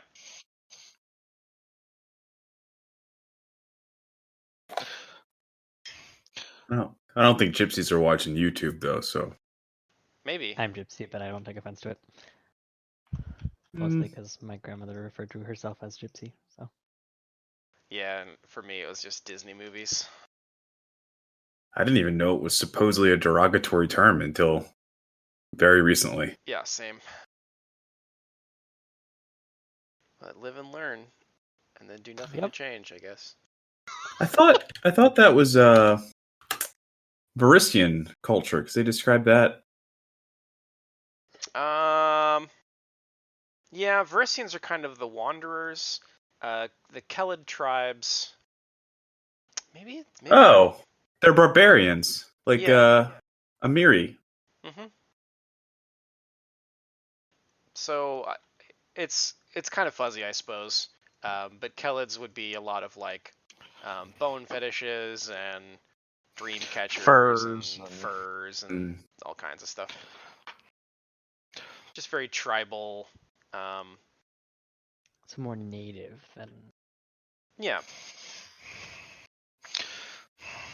Indigenous peoples. Sure. These people seem different than the ones that I've seen before. Lots of different peoples. Maybe they're druid oriented? Not any of ours. Maybe just superstitious. Yeah, just a little stitious. I'm sorry. Yep. Uh-oh. The dark tapestry is manifesting. That was it. That was the final seal being broken. Yeah. Yep. One pun too many. Yep. The seventh seal. I'd imagine graphic of somebody just hitting a seal in the head. I mean, the idea of like vague superstition. I mean, Irison has tons of that. Mm-hmm. Yep. Like Baba Yaga and stuff. So like, that's not particularly shocking to me. Yep. Ilix is mostly just like, these people look. They don't look like stuffy townsfolk or rugged rural folk that we're used to seeing. But yeah, I guess we're coming up to a gate. Yeah, you're coming up to the gate of what looks like a castle. Or like a castle resting on the city walls, at least, that guards this particular entrance. There's actually a very short line to get in. You surmise that probably the hour is late, and there aren't many travelers at this point of the day, usually. I believe this is the Pharasman's queue. They seem to be talking to some guards. What do you do? Yep. That's what I'll say. I think this is Ural's queue. Okay, your capital. Havelock is drunk. And I mean, it is nighttime. Havelock says, "I'll take care of this." He just keeps right where he's standing, doesn't move or react at all.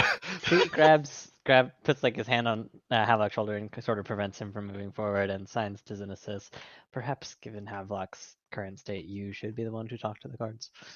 Yeah. I'll go with you. I think I'm the only other person to have diplomacy. I do have diplomacy of like +8, but I do appreciate the support. Yes, Blee, I think that is a good idea. Leopold, we ready to converse? Yeah, well, they probably already think we're up to no. But maybe we can convince them otherwise. Mm-hmm. I have a +14 diplomacy. When did I do that? What? I've been putting a point into every level. Yeah, we've needed to. Holy yeah. Shit. Oh, you, Buster, lead the way. Okay, but this is when the one happens. Anyway, it is like a monster. Yep. Oh god. Yep. Poor Birdman. So yeah, I'll kind of make my way up to the guards. Actually, come to think of it, I don't think I have any like obviously weapon-like things. So, well, other than the tubes, but they probably don't know what the fuck that is. So I'll just wait until they're done with whoever they're talking to and walk up and be like, "Excuse me, do you guys got room for 5?" He means to stay the night, not for prison or anything. No. We're trying to come in. Elix's hand slaps so hard on her forehead. Look, we've been traveling. Right. Hang on. Are you here for mercantile or just travel?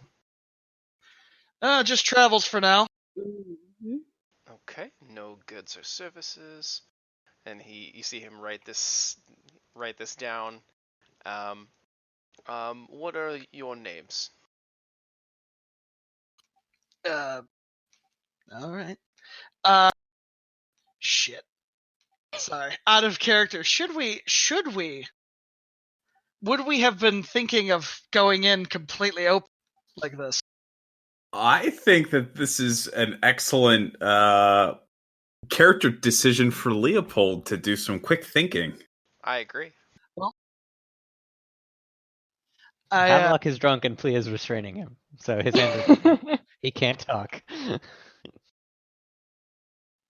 Well, I'm Clem, and my traveling companions all they're all I'm a little sorry. drunk. Clam?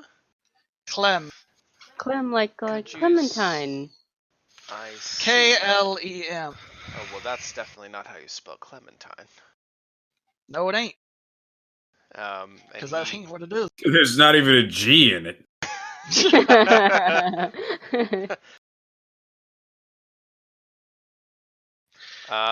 Okay, Leopold. It's like a bluff. Yeah. I know. I mean, that's my name. It's a bluff. People call me. Well, so the question... You're still obscuring the truth. Yeah. If you're being deceitful, then that's a bluff. Okay. Ooh. Well, let's see how fail, cunning the guard is today. Yeah, but failure, if you say, well, having that as a backup to say, like, that's my nickname is Clem. That's what I go by. But...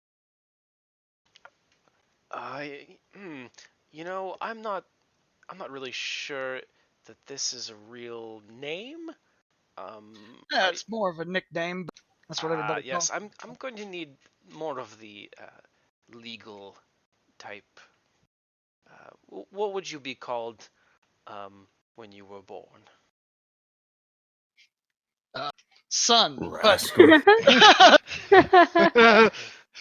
Okay, give me crotch goblin. Give me a ankle diplomacy biter on that. Okay, all right. You see him. He kind of smirks and says, "Well, yeah, I suppose that's true. But what was your name, son?" Well, my name's Leopold. As for the rest of them, last name Clem. Anyway, as for the rest of my friends, honestly, we're just trying to get a place to bed down and make our way. I think we ain't up to no good, and we just want a place to lie down. Don't suppose we can just skirt on by, can we? We're just traveling folk right now. Hang on. Well, I'm afraid that everyone has to be documented to enter the city, sir. And you see him, after you mentioned, is there a way we could pass by? You see him kind of, when he says that reply, he kind of like stares down at your coin purse, very like suggestively. I go, oh yeah, paperwork, documents, all that stuff, important things, and I'll see if I can sleight of hand that stuff to him. It is required by the governance. Oh, I'm sure. All very important. Mm-hmm. So go ahead and give me a sleight of hand. Nice.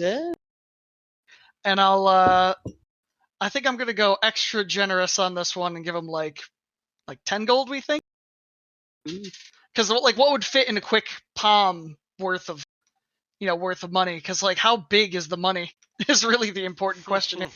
How much can I fit in a palm? Yeah. Like 5 to 10. Platinum, you could fit more, but I don't think that's think we have platinum. Particularly common. Yeah. So I say just like 5 to 10. I don't know. Whatever you think would work.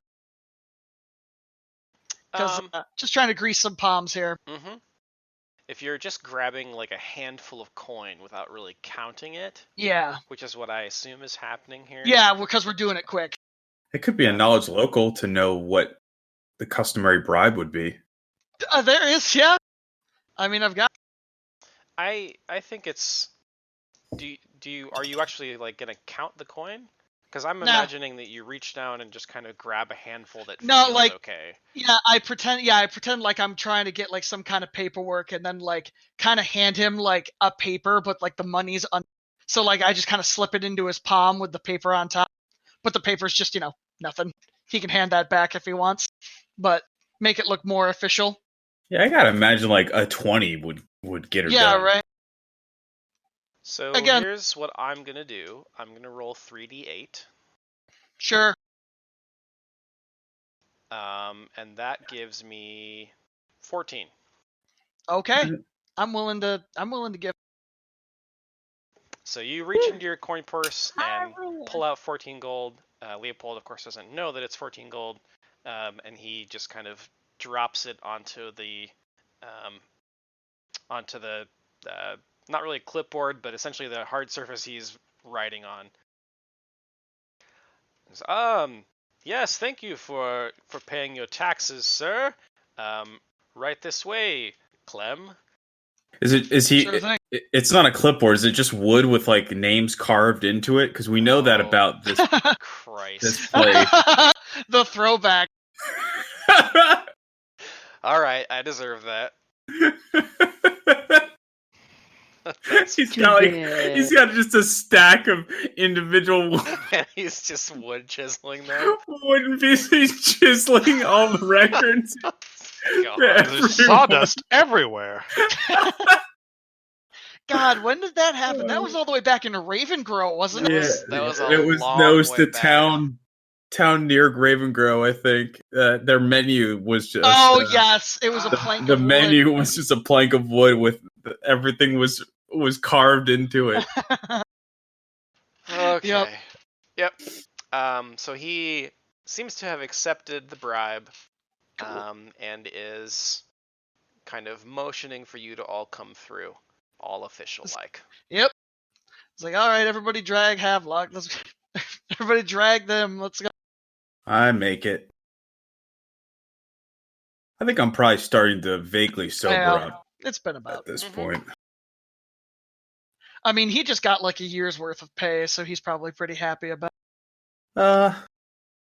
I mean, 14 gold. It's for your average though. It's more than that. Yeah. I think a farmer can expect to see like 30 or something like that in a year. So, at least a month. I basically paid his rent then. Yeah. Besides, we ain't bad folk. I'm sure he can at least sense that. He's not incredibly toned. Huh. He probably doesn't give a fuck. It's Caliphas. Yeah, good point. City proper. Now we gotta find a place to sleep. This is your home, Havelock. Yeah, where would you suggest? Suggestions? And actually, after you guys pass through, a man looking very official in some sort of uniform comes down, and you hear him kind of boomingly announce that the gates are going to be closed and to turn everybody else away. Just in time, then. Made it through that one by the skin of our teeth. Havelock looks around and he goes, it's been a minute since the last time I was here, but what do I know about the inns and like a nice, like comfortable kind of mid-range one for us? That would probably be.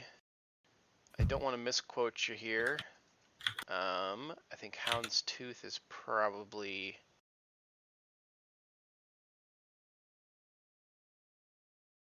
The Hound's Tooth, is packed predominantly with craftsmen and the city's working class. They don't really have much in the way of like a entertainment atmosphere or food, but you remember that the drinks are cheap and only lightly watered down. Nice. Yeah, that's the place. The Houndstooth. There is quite a few others. Houndstooth is actually on the outside of the city walls, in the cairns where you just came through. But as far as inns inside the walls where you are now, let's see. That is going to be... I just like the idea that he's like, yeah, the Houndstooth, that's a good place. Now, where is that? As the gate slams shut behind him. Yeah. All right, we're scaling the wall. Yep. All right, it's time to break out of this bitch. Gets the grappling hooks out. I out. thought there was one more in the city walls, but maybe I'm If wrong. you say that, please, like, there's hooks for this? A different kind of grappling. Please, like, trying to, like, imagine how he'd hook people with them. That's gruesome, but Just, like, daydreaming of, like, how would you use hooks to grapple better? So yeah, there are quite a few inns. Honestly, if you want to make some up, I'm cool with that, because there are several that... It says there are a bunch of inns, but it doesn't actually label. Yeah, I'm looking... I mean, there's got to be a ton of inns in a city the size of Caliphas, but it doesn't... The only one that I see named is that one. Well, there's Houndstooth, and then there's the... the Fuzzy Fleshlight? No. There was the... like the brothel you had talked about. Not there. For a variety of reasons. One of them is that it's actually like a pretty fucked up place. It's also a secret, yeah. And I don't think Havlock would actually have known about that. Okay. Much. Let's see here. Wow, there's a lot. So you can pick one, or I can generate one. I super don't care. Yeah, let's go to the Blackwood district. There's one there called the Blackwood Bar. It's pretty simple. They've got reasonable fare. Blackwood Brew. Blackwood Can you Brewers. not remember it because you blacked out the last time you were? Blackwood Blackout. That's it. There you go. Who are you? Huh? Huh? Clem, nice to meet you. Yeah. Bear quite a resemblance to a friend I used to know earlier today. How much Applejack did he have? A lot. He's got like hard spirits in that flat. So are most cities this well built structure wise? The walls pretty different. Caliphas is the capital of Ustalav. Oh. So it's big money. Blackwood District is actually also outside the walls. Well, you could go to Shaw Street. There is, inside the walls, there is Shaw Street, White Way, Hawthorne Rose, Ashtown, East Docks. Hawthorne's Way. That one sounds. West Docks. Yeah, let's go to Hawthorne Rose. So, while we're heading there, I'm actually going to ask Havlock. So, didn't you say that this place has some of your friends here? And the ones with Daramid? Well, I don't believe. I don't know about that. They may be. It's a secret organization. Oh, good point. They had expressed some. I think they thought that Judge Daramid thought I might have potential, but as far as I know, that's as far as that went. I'd asked for help, but I haven't heard word back yet. So, we're just waiting on a letter at this point. I don't know exactly. I think all we know for sure is that the Whispering Way is somewhere here in Caliphas. Assuming they don't find us first. Well, where there's one secret order, I'd imagine there's another. It's quite possible. Who knows? At the same point, should probably make sure that we don't get too vocal about that. If we know that the Whispering Way is here, that is. Yeah. I think the best thing to do might be to lay low for a minute and recover from the road. Well, you won't hear me complain. Neither from me. We should keep our eyes peeled, though. Maybe there are some places around the city we can take a turn through, see if we see any shady characters.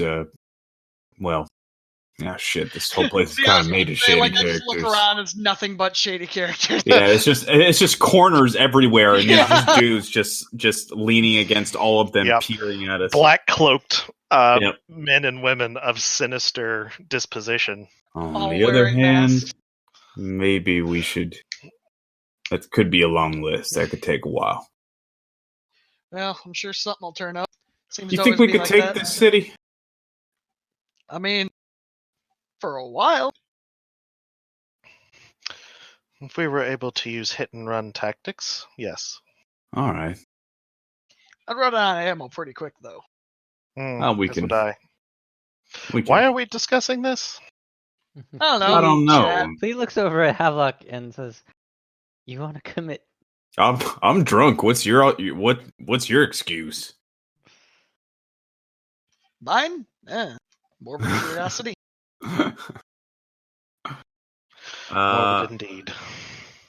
Yeah. Signs. Perhaps we can just go the Whispering Way here and be done with this place.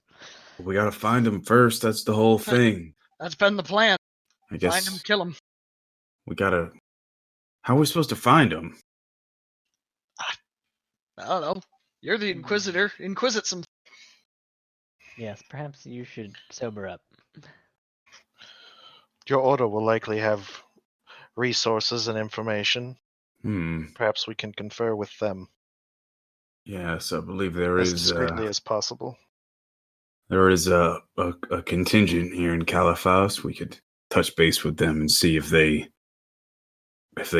seen anything or noticed anything lately. Other than that, weren't we also planning on trying to sell that one thing here somewhere? Wasn't there a museum here? That was like out of game. That was a couple of sessions ago. That was in Lepidstadt. Oh, were we going to sell the seats of effigy to a different museum? Yeah, I thought that was one of the plans too. If we could find that in the morning, maybe.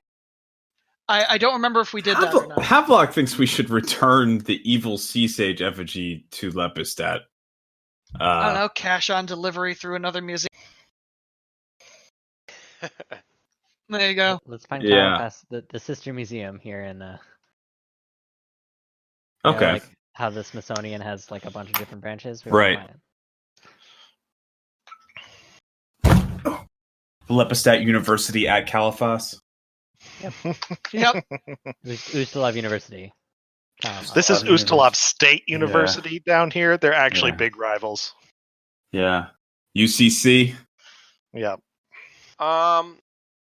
Okay. So, two things.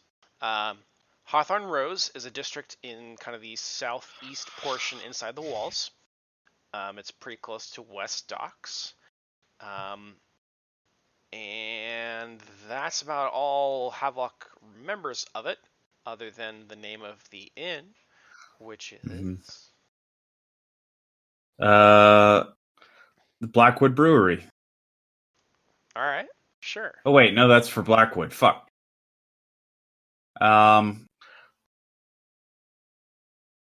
Hawthorne and Hops. Hawthorne Rose, but R-O-S-E. Okay. Sure. Hawthorne Rose it is. Rose and Thorn. Fuck you guys, that was fucking genius for 3 seconds? 3 seconds to think about it. Had to come up with a bar name, Hawthorne Rose. I like it. Yeah. So, mediocre. Havelock, why don't you give me a knowledge local? Alright.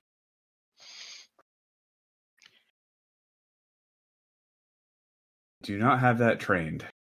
Dun dun dun. Does anyone have a drink? Roll it anyway. That'd be me. Yeah, why don't you give it to me then, Leopold? Oh no, I do have 1 rank in it. Never mind. Okay, good. You're good.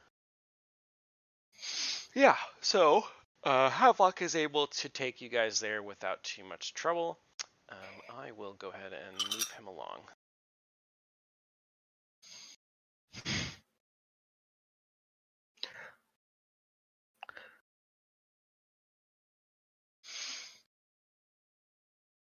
And hopefully that works at some kind of expedient rate. So Expediency from Roll20? Any second now. You crazy? Seems like everything in the entire world is getting DDoS'd. Yeah.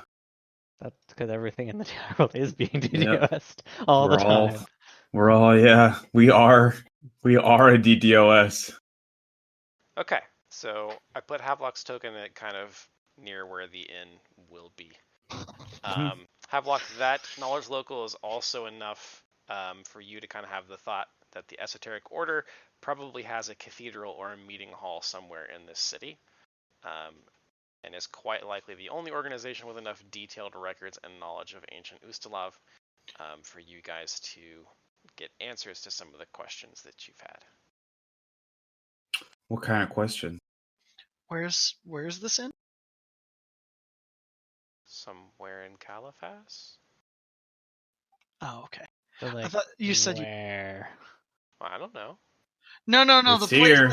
No. Wherever Havelock is, I don't actually. Yeah, we can't see Havelock is the thing. Okay, there we go. Oh, okay. I think you can. You should probably aren't. No, it's that far. We completely got black. most of we the can city's only- blocked out. We only see our Everything's own. black, except for this small square around me, and well, Yeah. there we go. Do the old ping trick. Okay. Go, here's you. Where? Sweet! Do you see the ping? Sweet! I see what you did there. I like it. We gotta put a bell on her. She's carrying literally the nuclear launch code. All right, let's all walk off. Zuzu, follow at an unsafe distance, and just twirl that mace around. Really advertise it. She just holds it out in front of her, directly in front of her all the time. This is the Raven's Head mace. Yeah, Yep. are we doing anything to conceal that while we're here? Because like, I think I'm we wrapped hoping her like we wrapped- cloak is over it. Yeah, she yeah, might the want head to of it kind of. in like cloth, I think, too. Last session when we decided to Yeah. head to Caliphas. True. Probably would be Oh, okay. wise. because like I remember something about like people can instantly recognize it. Cleric of Cleric. Pharasma can recognize it. Mm-hmm. Still, Which, if they're a cleric of Pharasma, they're not working at the Whispering Way. hopefully. Hopefully. Very unlikely. I love our One very round of- confused cleric. I'm fairly certain that Pharasma wouldn't give a cleric any spells. If Ex-cleric. Well, I don't know that there's a way that we could know that they have spells. I know, but They Yeah. were masquerading they as would lose their some- ability to be a cleric of Pharasma, I guess. They could be an ex-cleric. Of Yeah. They Pharasma. could be something masquerading. They don't actually have to have spells. Yeah. Like I think Anti-power. probably most priests, like most normal priests, don't have magic at their disposal. Mm-hmm. I don't think that. Only Like, heroic clerics Yeah, that go like- go really out adventuring have that type of shit. yeah. Well, anyway, you guys make it to the Hawthorne Rose, which is kind of a combination bar and like bed and breakfast. So there's like a couple rooms available Mhm. upstairs. Yeah. And it's dusk now, right? So Yes, well, we're gonna it's turn after in. night. dark. Yeah. Yeah. Yeah. Certainly just unceremoniously pay for those rooms and get up. Yeah. Yeah. I Draw think as little Havelock's attention to probably ourselves as possible. like he's it's turned on him. He's he's down for the count. Are they stabling our horses here? Yes. The Hawthorne Rosen stable, as I've always said. Stable free. They stable your horse for free with the purchase of 1 Applejack. Sorry. Bless you. Yeah. And there's an esoteric order of the Palatine Cathedral next door. Wouldn't that be something? Mm-hmm. It's like a shopping mall. Just sort of a mini mall. So depressing? I don't know if you all been in a mall recently. I don't know. Destiny USA was pretty cool. Are you talking about like recently, as in post-COVID crisis, recent or recent? Both. Even before that, yeah. Everybody's buying shit on Amazon now. Yeah, I think we probably have a little huddle moment if we can get by ourselves, and it's like we should go in and get rooms and draw as little attention to ourselves as possible. As possible, I say, looking at Havelock. Had to reiterate that one, huh? Why is she looking at me? I stay standing there pantsless. Oh, Sana. Just doing great sword calisthenics out in the street. Yeah. It's all right. Subtle's my middle name. We'll bed down for the night and then see what happens in the morning. Explore some of our options. Probably wise. Mm-hmm. Yep, it's rather unceremonious getting your rooms. Mm-hmm. And I think that they will probably stable the horses as well. I think that's fine, because I don't really feel like dealing with that bookkeeping. So, yep. Yeah. So we rest. Havelock goes to rest. Okay. And recover from the terrible things he did to his liver. Terrible Applejacky liver. Yeah, in the morning, I think Lee goes to Havelock and says, like, I understand why you're drinking this Applejack as much as you are. It's been a hard few days for you, but we're in the enemy's You territory do? now. It's from my alcoholism. You don't actually have alcoholism, do you? No. Okay. Not yet. Although if I continue, I think Chris could very easily bring that in. I did get addicted to laudanum in his first game. I mean, which I invented. Yeah. You can just cure addiction. If it was only. Your first drink of it, and you rolled a nat 1. Wait. Yeah. If addiction's in a disease, Plea is immune. I can never be addicted. I can do all the drugs I want. You're also immune to poison for drinking. Oh yeah. Yeah. I forgot about that. I also don't get any of the positive effects. You don't really. Drugs, yeah, you wouldn't really have much of a point doing it. Oh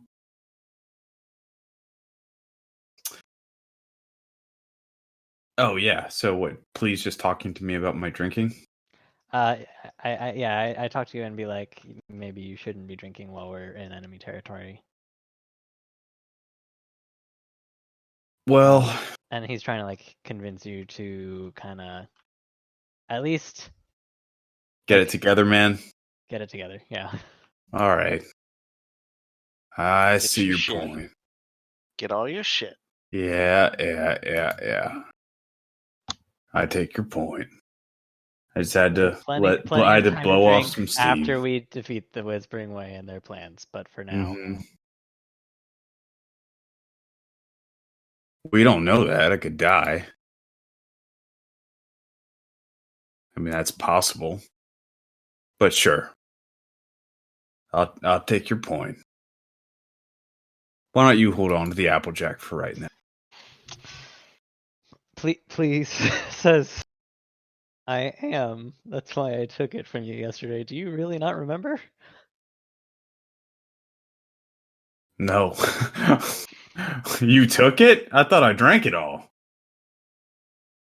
He just like hits his head like way too hard with his hand, and it's just like I didn't drink it all? I don't have a drinking problem. Give it back. Yeah, I'm not giving it back. All right.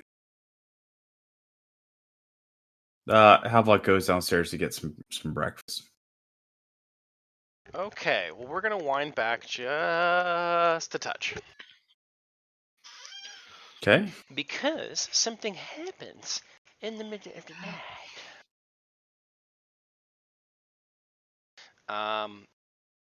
Ilix, why don't you go ahead and give me a perception?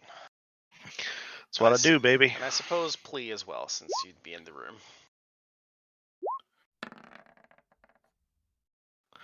Damn. Go ahead and hit you with that Not 32. Not mine. Sorry. Why is this? I have Zeus selected. I have Zeus selected. Lol. There we go. Oh fuck. Oh, y'all are busy. Plea is far too tired to hear anything happen. I mean, in fairness, I did roll a 9 and then an 11 and then a 1. Yep. Because I couldn't select the right character. So Ilix, in the middle of the night, you are awoken by a soft, almost electrical humming sound coming from your backpack. Yeah, I will kind of get up and look around, and then I'll shake Plea awake. Plea, there's a strange sound coming from my gear. Will you keep an eye out? Yeah, Not sure what's going on. Plea wakes up and like looks at Elix's gear and just like gets ready for craziness. Yeah. Whatever happens.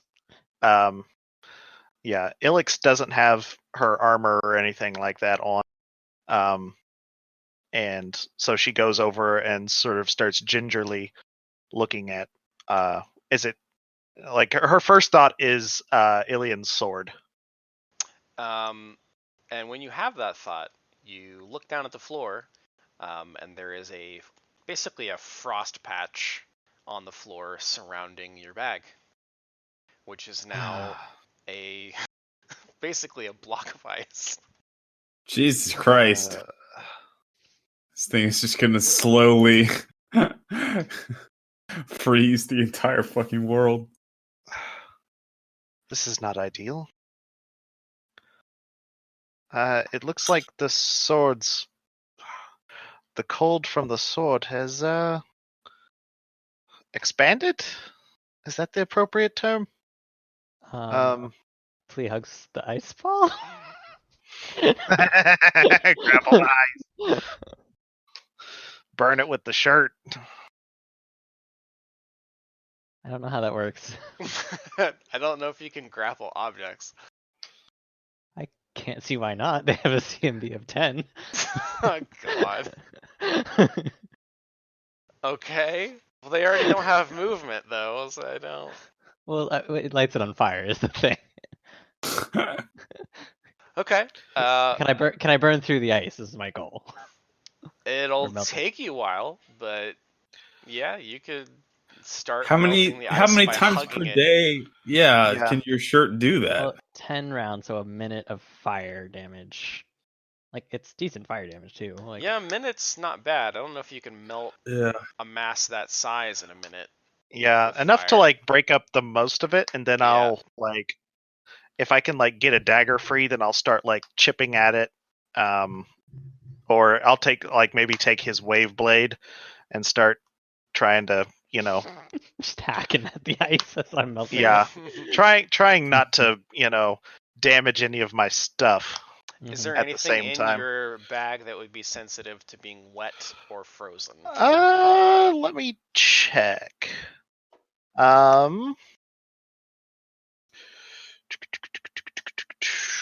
Probably my. Oh, yeah, those are my rations. My rope strapped to the outside, but I don't think my silk rope freezing is going to be a big deal. No, it'll be fine. I have some weapon blanches in there, but I'm not clear on what those would be stored in normally, so I would assume that. Well, it's a silver weapon blanch, so I'm assuming that it's going to be in a vial of some kind. So potentially that could be damaged. I will. Yeah. I'll roll some damage and we'll figure it out. Okay. Well, it was 1 point of cold damage, so I imagine it probably survived, even if it is glass. Yay! So whenever we get down to the sword, if we can, I'm gonna, pull its bundle out and then like set it like away. I'm not really sure what the room is like, but like set it at the far end of the room, and I don't know what to do about you right now, type thing. I'm sorry. So did you dig it out completely? Yeah, I'm trying to. Okay. Let's do. I'm trying to think of a check that will allow you to like dig this thing out without touching it. Still. I mean, it's wrapped, I guess. Still. Yeah. Yeah. So it takes you a while to carve it free of your bag, which now that Plea has melted part way, there's just like a puddle of water on the floor. Yeah. And you guys are tracking it around the room, and it's just room service isn't going to be happy. It's just a fucking mess. And you pull out the blade, wrapped. It seems to be kind of emitting a high-pitched squealing sound. I'm not going to be able to sleep with this. Yeah, like a really high-pitched hum. What should I do, please? Now is this the same, like, this is a different blade than he had before, right? It looks very much the same. Okay. Except this one didn't shatter. Please, we should bring this to Xenesis and Havelock and see if maybe they can identify it. We're not going to get much sleep with this. They might be able to identify more now that it's humming. Mayhap. All right. You do the knocking in case Havelock comes out swinging.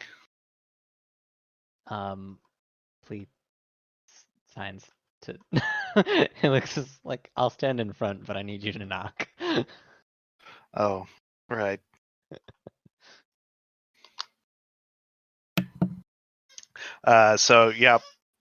She'll go and she'll take the bundle and knock on the door. Immediately, the tip of my greatsword just like pierces the door, and just like it like exits like 6 inches out the other side, and then you hear and then I just sheepishly open the door and go, "Sorry, I was sleep slaying again." Everything in the room is chopped in half except the other 2 occupants. He's just rubbing the sleep from his eyes, and he goes, "What's up? What's going on?" Well, Ilian's sword, I picked it up after our last encounter, and, well, it was sort of freezing all of my gear. Yeah. I was wondering some dark magic. I was wondering if you and Xenesis might have a look at it, see if there's anything that can be done about it, other than pitching it out the window.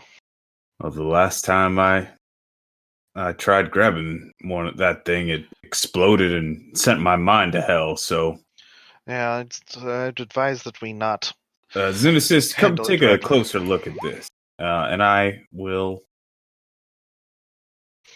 And I'll, like, go into if they'll have us in, we'll go in and just sort of, like, let the bundle fall to the floor. Yeah, how do I like? I was just thinking like we like grab the bit that's tied and just sort of undo it and let it fall out on the floor. So what I'm thinking is Havelock like takes 2 glasses or 2 mugs of like ale or like water and puts one on each end so that they freeze around it and become like handholds so that he can like move it around. Okay. Without actually touching the item itself and examining it. Xenesis? Yes. You want to come take a look at this? Sure. With me? Yeah. Sorry to wake I hope you I'm still not bunking with them, and I'm just sleeping peacefully in my room. Just curled up in a ball. Because literally, at the foot of the bed like a dog. Because like literally, the only thing I can do is be like, well, I could blow it up with some gunpowder, but Worst comes to worst, maybe there's some information in this thing. If it gives us a vision again, we did glean something the last time. Could be necessary. I'm hoping they can't track it. Never mind the other trinkets that we've picked up. Gabby did seem to feel that they could listen or watch her in some way. No. Given A's ability to deposit notes at our feet on a whim. Yes. No such luck. I think the travel was kind of made me weary. Do I know anything of the 21? With the 21, I will say that it reminds you of a frost enchantment, like a +1 frost weapon. But its construction is of a obsidian glass longsword. But the obsidian has a strange kind of blue iridescence to it. From certain angles, the brown appears blue. So it almost looks like it's some sort of meshing of obsidian with something else, or some kind of specially treated obsidian. You're not entirely sure. But it also seems to be linked to Ilion in some way. And so I would think that it's probably not hard for you to surmise that the weapon is probably not going to remain in your possession indefinitely. You think that at some point this is going to return fade to its away. owner. Yeah. I look at Ilix and I say, as a revenant's weapon, I would expect that this would return through whatever magics possess Ilion to reconstitute himself and gain a new form before he comes again. The last time I had gripped this blade, it did send me on a vision. Do you think perhaps I ought to do it again? Please signs.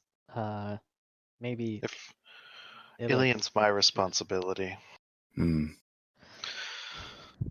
just saying, as the strongest one, maybe I should do it.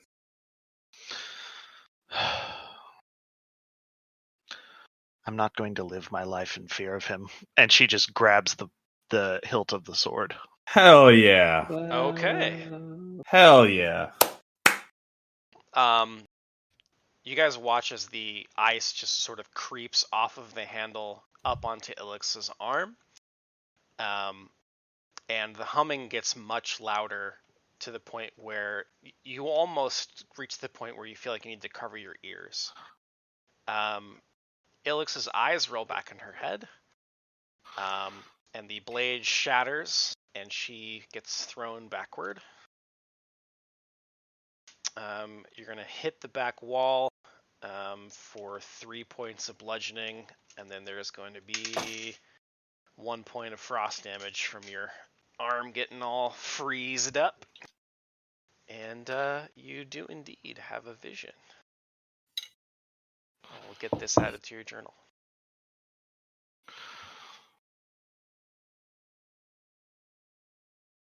Why don't we pop down, and that way we can keep the secrets. Kitchen, good choice. Yes, sir. Always go to the kitchen for snacks. Little story snacks. Okay, so I'm just gonna read this to you right quick because stuff and things. So the sound of a silver piece sings out as you tip the courier. A quick inspection of the parcel reveals little more than a simple wooden scroll case with a red leather cap. Excuse me. Then again, you knew its sinister contents already. You tuck it safely in your pack and head back to the room that you've called home for the last few weeks. You close the door behind you and set about opening your next assignment. The paper slides smoothly out of the case, and a soft thunk indicates additional contents inside. Within, you find the platinum pieces you were expecting as payment, and a thick glass vial swirling with some sort of green and silver liquid. There is a note, and it says, I commend you upon your work locating the soul portrait. Now, in order to wrap up these unpleasant tasks, I need you to handle its painter. Fortunately, we're presented with an opportunity to do some testing at the same time. Enclosed, please find your payment and a vial of precisely measured dose of the ebb of Styx. Take care that it doesn't go to waste, and report back the results. I hope you will reconsider your retirement, Miss Martins. You are an extremely valuable asset to me. As always, payment will follow upon the receipt of your report. I sincerely hope this is not the last time. And it's signed with the letter A. You feel the slightest tug of remorse as you light the hearth and throw the letter in. It is a tragedy that the Duskweaver family must be shattered, but then you've got your own family to get back to. Oh boy. All right. So, do I recognize the name Martins? Yes, I think you would. After hearing Leopold talk about it the other night. Okay. Well, that was the mother of Gracie, the G names. Okay, Gracie Martins. Okay. Okay. And the ebb of Styx, that sounds like poison. Trying to. You have a handout for this. I'll show it to you. Okay. Yeah, I'm looking at it. Okay. Yeah. Okay, cool. All right. Not okay, Google. You fuck. I'll pop back up. It happened, and a player does not try to stop it. It happens. Is this a board game? It's a tabletop. It's a D10 system. Oh. It's actually pretty cool. Okay. Drama. Tanner. Ilix will essentially see when she wakes up the steward of the skein kind of helping you to your feet. And then you'll be surrounded by your friends. What do you do? I sort of like back away from the image that I see of the steward. Quickly, does it stay in the room, or does it like disappear? She immediately disappears after helping you to your feet. Yeah, so like I get up and then I quickly like do the like panic like step away thing and probably bump into a cabinet or something, and then look around kind of like startled to the rest of the group. Well, did it work? Do you need some heals? You look a little roughed up there. My back's going to be sore in the morning, but should kiss to heal. Probably, she probably needs a kiss. Do you He want me glares at Havelock. Did something happen while I'm out? Me. Sorry, I was still half asleep. Of course, that is ridiculous. Go on, your vision.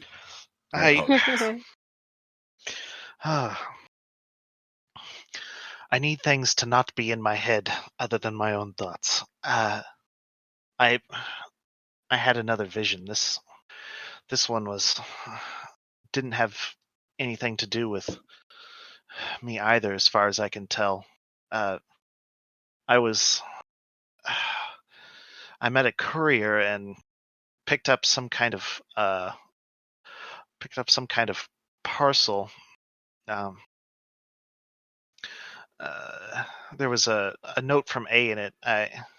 He was commending me for finding a soul portrait, and something about handling the painter. He said my name was Miss Martins, and he gave me a vial of something called the Ebb of Styx.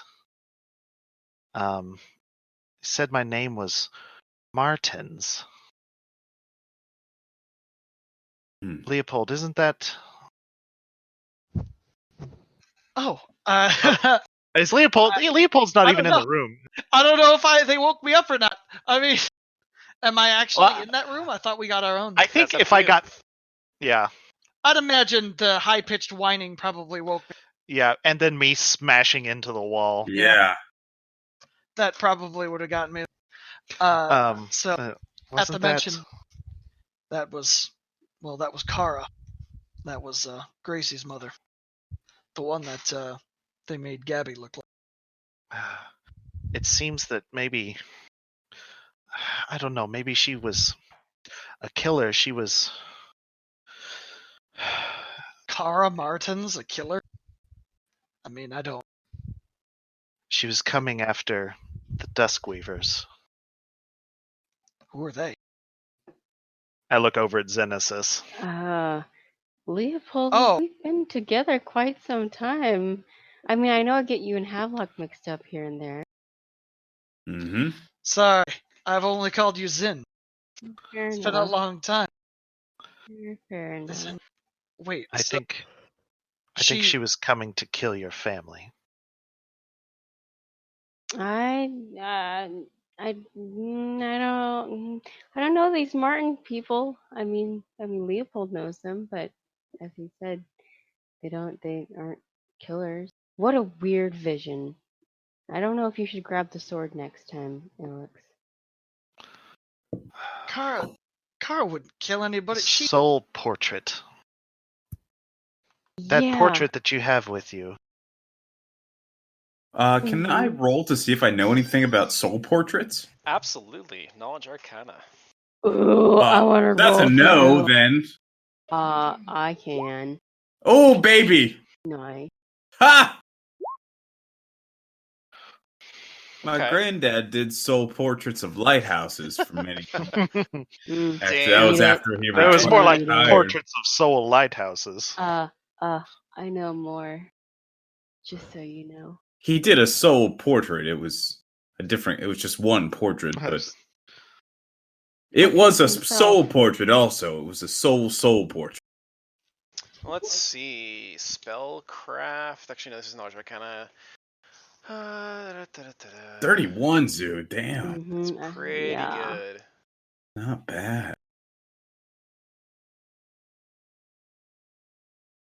This is unfortunately a pretty high level item though, so I need to...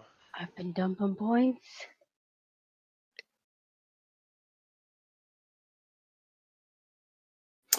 I rolled a 26 and she rolled a 31. Maybe I know a lot about souls and she knows a lot about portraits. and together. Xenesis, you... it rings a bell for you, I think.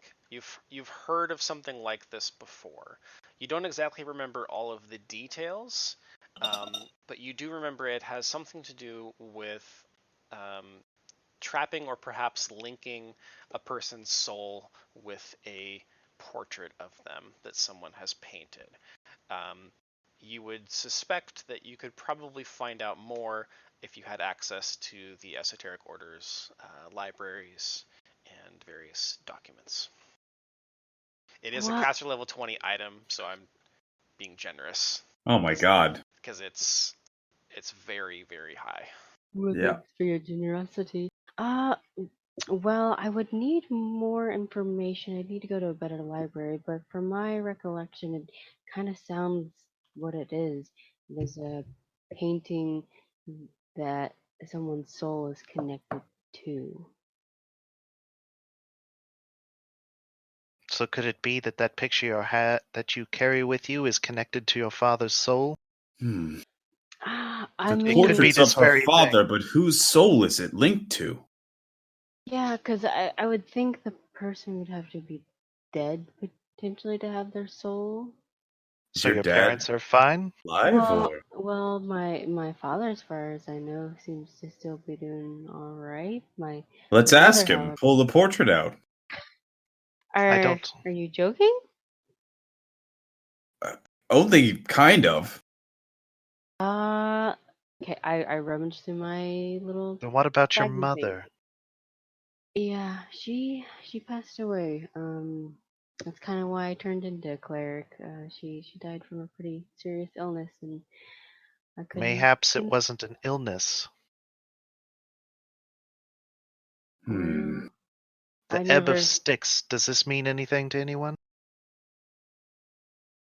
Does it? No. Let's do probably knowledge history for that guy. Oh, I can't roll that. So, Ilix, are you meaning to imply that Cara Martins, the woman who made me a cupcake on my 5th birthday, is a... or was? What was in the cupcake? Dun dun dun! This is the real Chocolate, from plot what twist. I remember. Well, It's that full of will a cowboy virus. that will eventually kill you if you have enough of it. So This She's is away. going for actually the long this is con. exactly how we end up with evil Leopold. There we go. It's all coming together. I'm just a Yes. sleeper cell and I'm just only activate. telling you what I. The only telling you what I Manchurian said. gunslinger. She was. He said that she was considering retirement. He considered her an asset, and well, maybe she did retire after a time and traveled to Irison.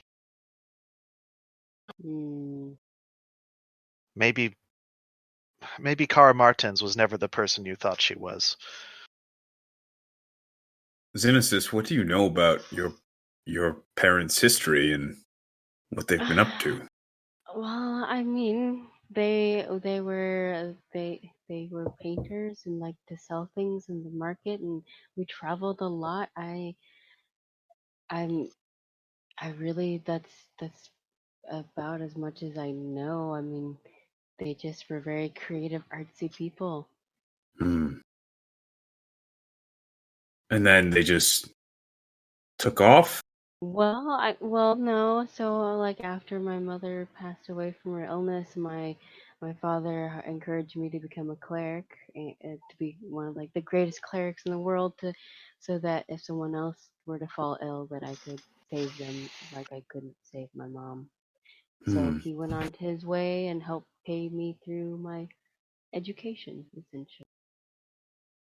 Seems like kind of a lot of weight to put on your daughter's shoulders, but I guess it kind of worked out. And he just points to the raven's head. Kinda. Yeah, kind of worked. It doesn't bother you, the implications of this? It's unsettling, but I feel like with my faith in Pharasma, it's going to work out.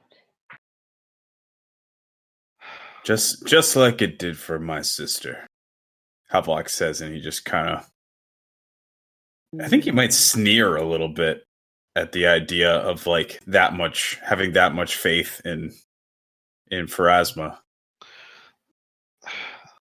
We've been connected. It just reinforces what we've thought. We've been connected to these events well before Petrus's death. Mm. This vortex has drawn us in. These seeds were planted long ago.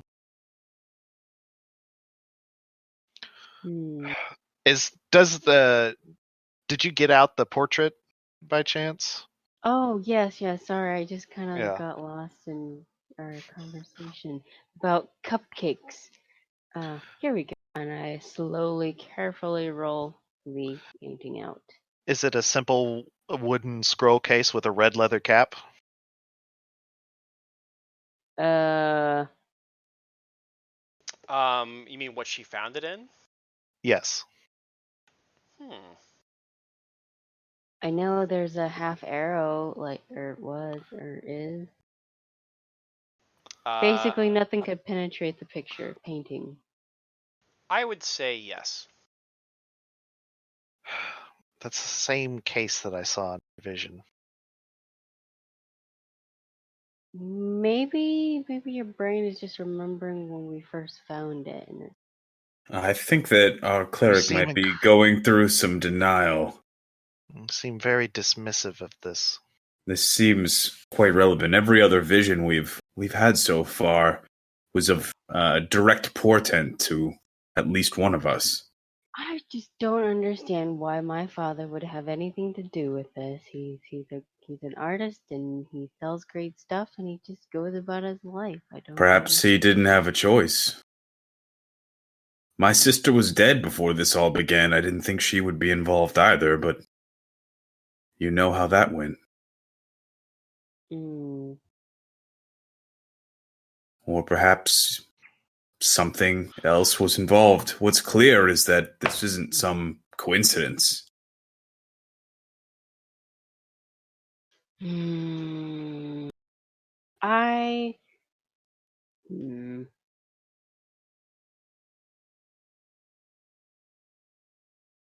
What's the painting look like? It's like it's a really up close image of his face. Is it like moving or anything, or is it? It doesn't appear to be. But it does, to Zinnis's eye, it does seem like it has changed since she first looked at it. It's hard to really pin down exactly how, but it does look different. There's something odd when I first saw it to now. I don't know exactly what it is. I can't really articulate it. It just you know that when you see something and then you see it again, but it's not the same, but you don't know why. Maybe I'm just tired. Maybe we're just all tired. I just woke up. He's fit as a fiddle, ready to go. Please signs to Zinnesis and says, if this is the painting case from Ilix's vision and every other vision we've had has been a sign of something else, after all. I mean, Havelock saw into Leopold's past. Now Ilix seems to have seen into your father's past, or maybe Kara's past, but and Ilix had seen into Gabby's past, or into Gabby's situation before as well. But is it the past? Because it said the woman was trying to go after my family. I don't remember us ever running away from anybody. We usually just followed the market. Well, it's probably. I'm saying that she was an assassin. Perhaps your mother was assassinated is the implication here. Not just taken by some random illness, but poisoned by this Miss Martin. It seems pretty likely. We need to find out what this ebb of sticks is. It's certainly not a coincidence that that's what the vision portained. That's not even a word, is it? Portained? Yeah. Pertained is a word. I think portended. I think I mixed. Oh God, dude, it's getting. I think I'm really starting to go. I think I've blended like portrayed and portended. Portained. I don't think portended is a thing. I mean, there can be portend, so I don't know. Yeah. Anyway, you guys know. I feel like you guys know what I mean, even though I'm pretty sure I said a non-word. I mean, that's how all words start. Portended is a word, I think. Portent? There's portent, past tense, like portended. knowledge of the future. Yeah, okay. Yep. I think I tried to. I don't know what I went for, but yeah, I conjugated. I misconjugated portent, really badly. I mean, honestly, to me, portained sounds better than portended. I think so too, but I don't think it's a word. Yeah. Let's see, where was I? Now I lost my train of thought completely. I'm trying to convince Xenesis that her mother might have been murdered. But you also are saying trying to find something sticks or what? That was Tanner. Yeah, we need to find out what the ebb of Styx is. Yes. Now, Ilix remembered that you had an item in your vision as well. Man, you got a lot of juicy shit. Precisely measured dose of ebb of Styx. Yeah, something came out of the scroll case, though. Okay. Paper slides smoothly out of the case, and a soft thunk indicates additional contents inside you. Money. Mm-hmm. And a thick glass vial with swirling green liquid. Yes. Yeah, that's what I'm assuming the ebb of Styx is. Correct. Probably. Yeah. It was a vial of green and silver liquid. Does that mean anything to you, Gunslinger? I know you're versed in alchemy somewhat. Oh yeah, I would like alchemy a little bit. Nope. Yeah, nope. Doesn't mean nothing to you. It sounds like some foreigner shit. Well, he's a foreigner. Well, it sounds like some local shit. Well, listen, if anybody's going to be able to discriminate against foreigners in here, it's going to be your Ustalov boy. That's me.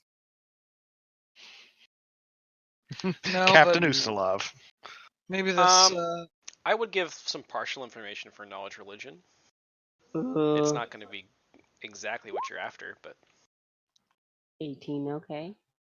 Yeah, I'm good. Okay. Well, not the greatest. Some days you roll 2. Yep. Sometimes it just happens. Okay, it's a little better. This is just to provide the characters information. You would know that the river Styx is one of the rivers of souls that the dead cross. What is an ebb?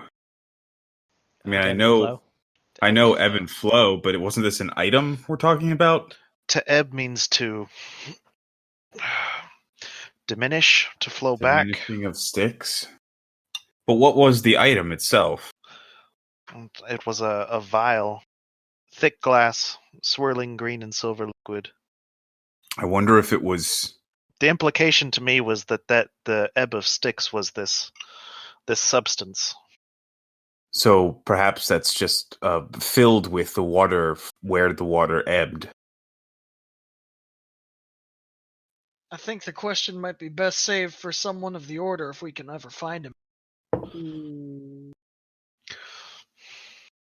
Well, yes. Perhaps we'd better do that. Pitch this fucking sword out the window. Oh, or did the sword explode? Okay. Just fucking lands on someone like, ah, my leg! My insides! The other thing I want to point to that may have been forgotten since we touched on it, the very first line of the dream that Havelock had.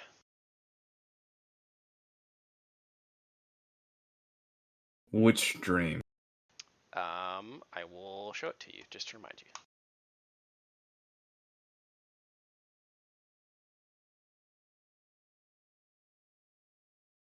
It's been a little while, so. Take care of loose ends in Lachka. The informant and all connections. Be discreet. The informant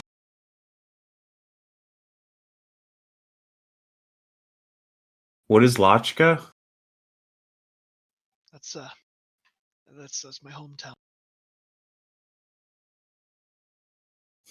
So Kara might have refused. Kara was an informant. I guess.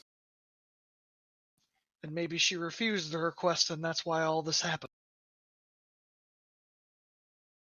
Well, to be an informant implies that she had knowledge and was sharing it with some authority.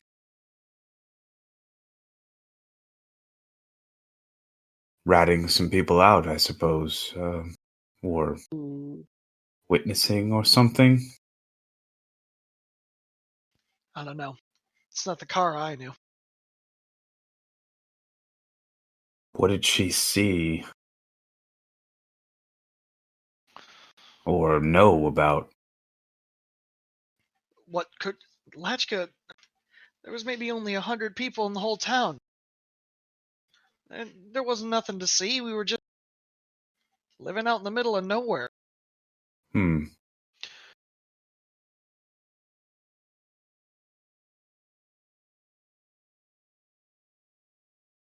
But maybe this whole retirement thing, maybe that's where she ran off to after she broke ties with them, and they came knocking to try to get her to do one last thing. She might have said no, and that's why they came. That's why they came for Grace. I'm sorry, child, but you must repay the debts of your mother. The death of your mother? Debts. Debts. So, Kara's mother was the informant? Grace's mother. Kara was her mom. You saw the murder of Grace. Oh, okay.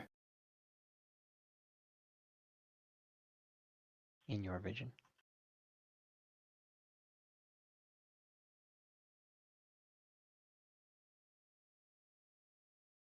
You know, every time we get one of these things, one of those little fan letters from A.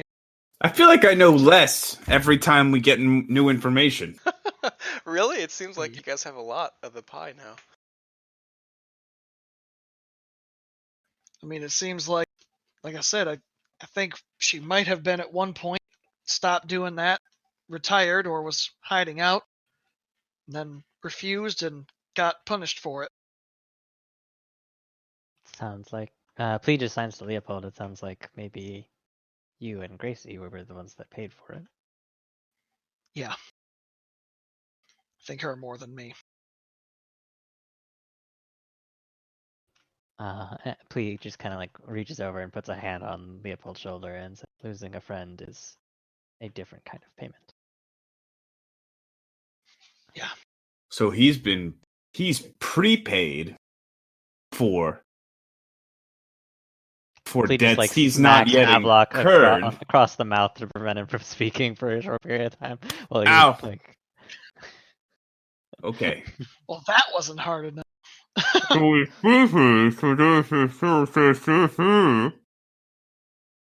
I think before we start making any more conclusions, we try to track down this order of yours, Havelock. If they're in this city, certainly they'd know what we're... Possibly.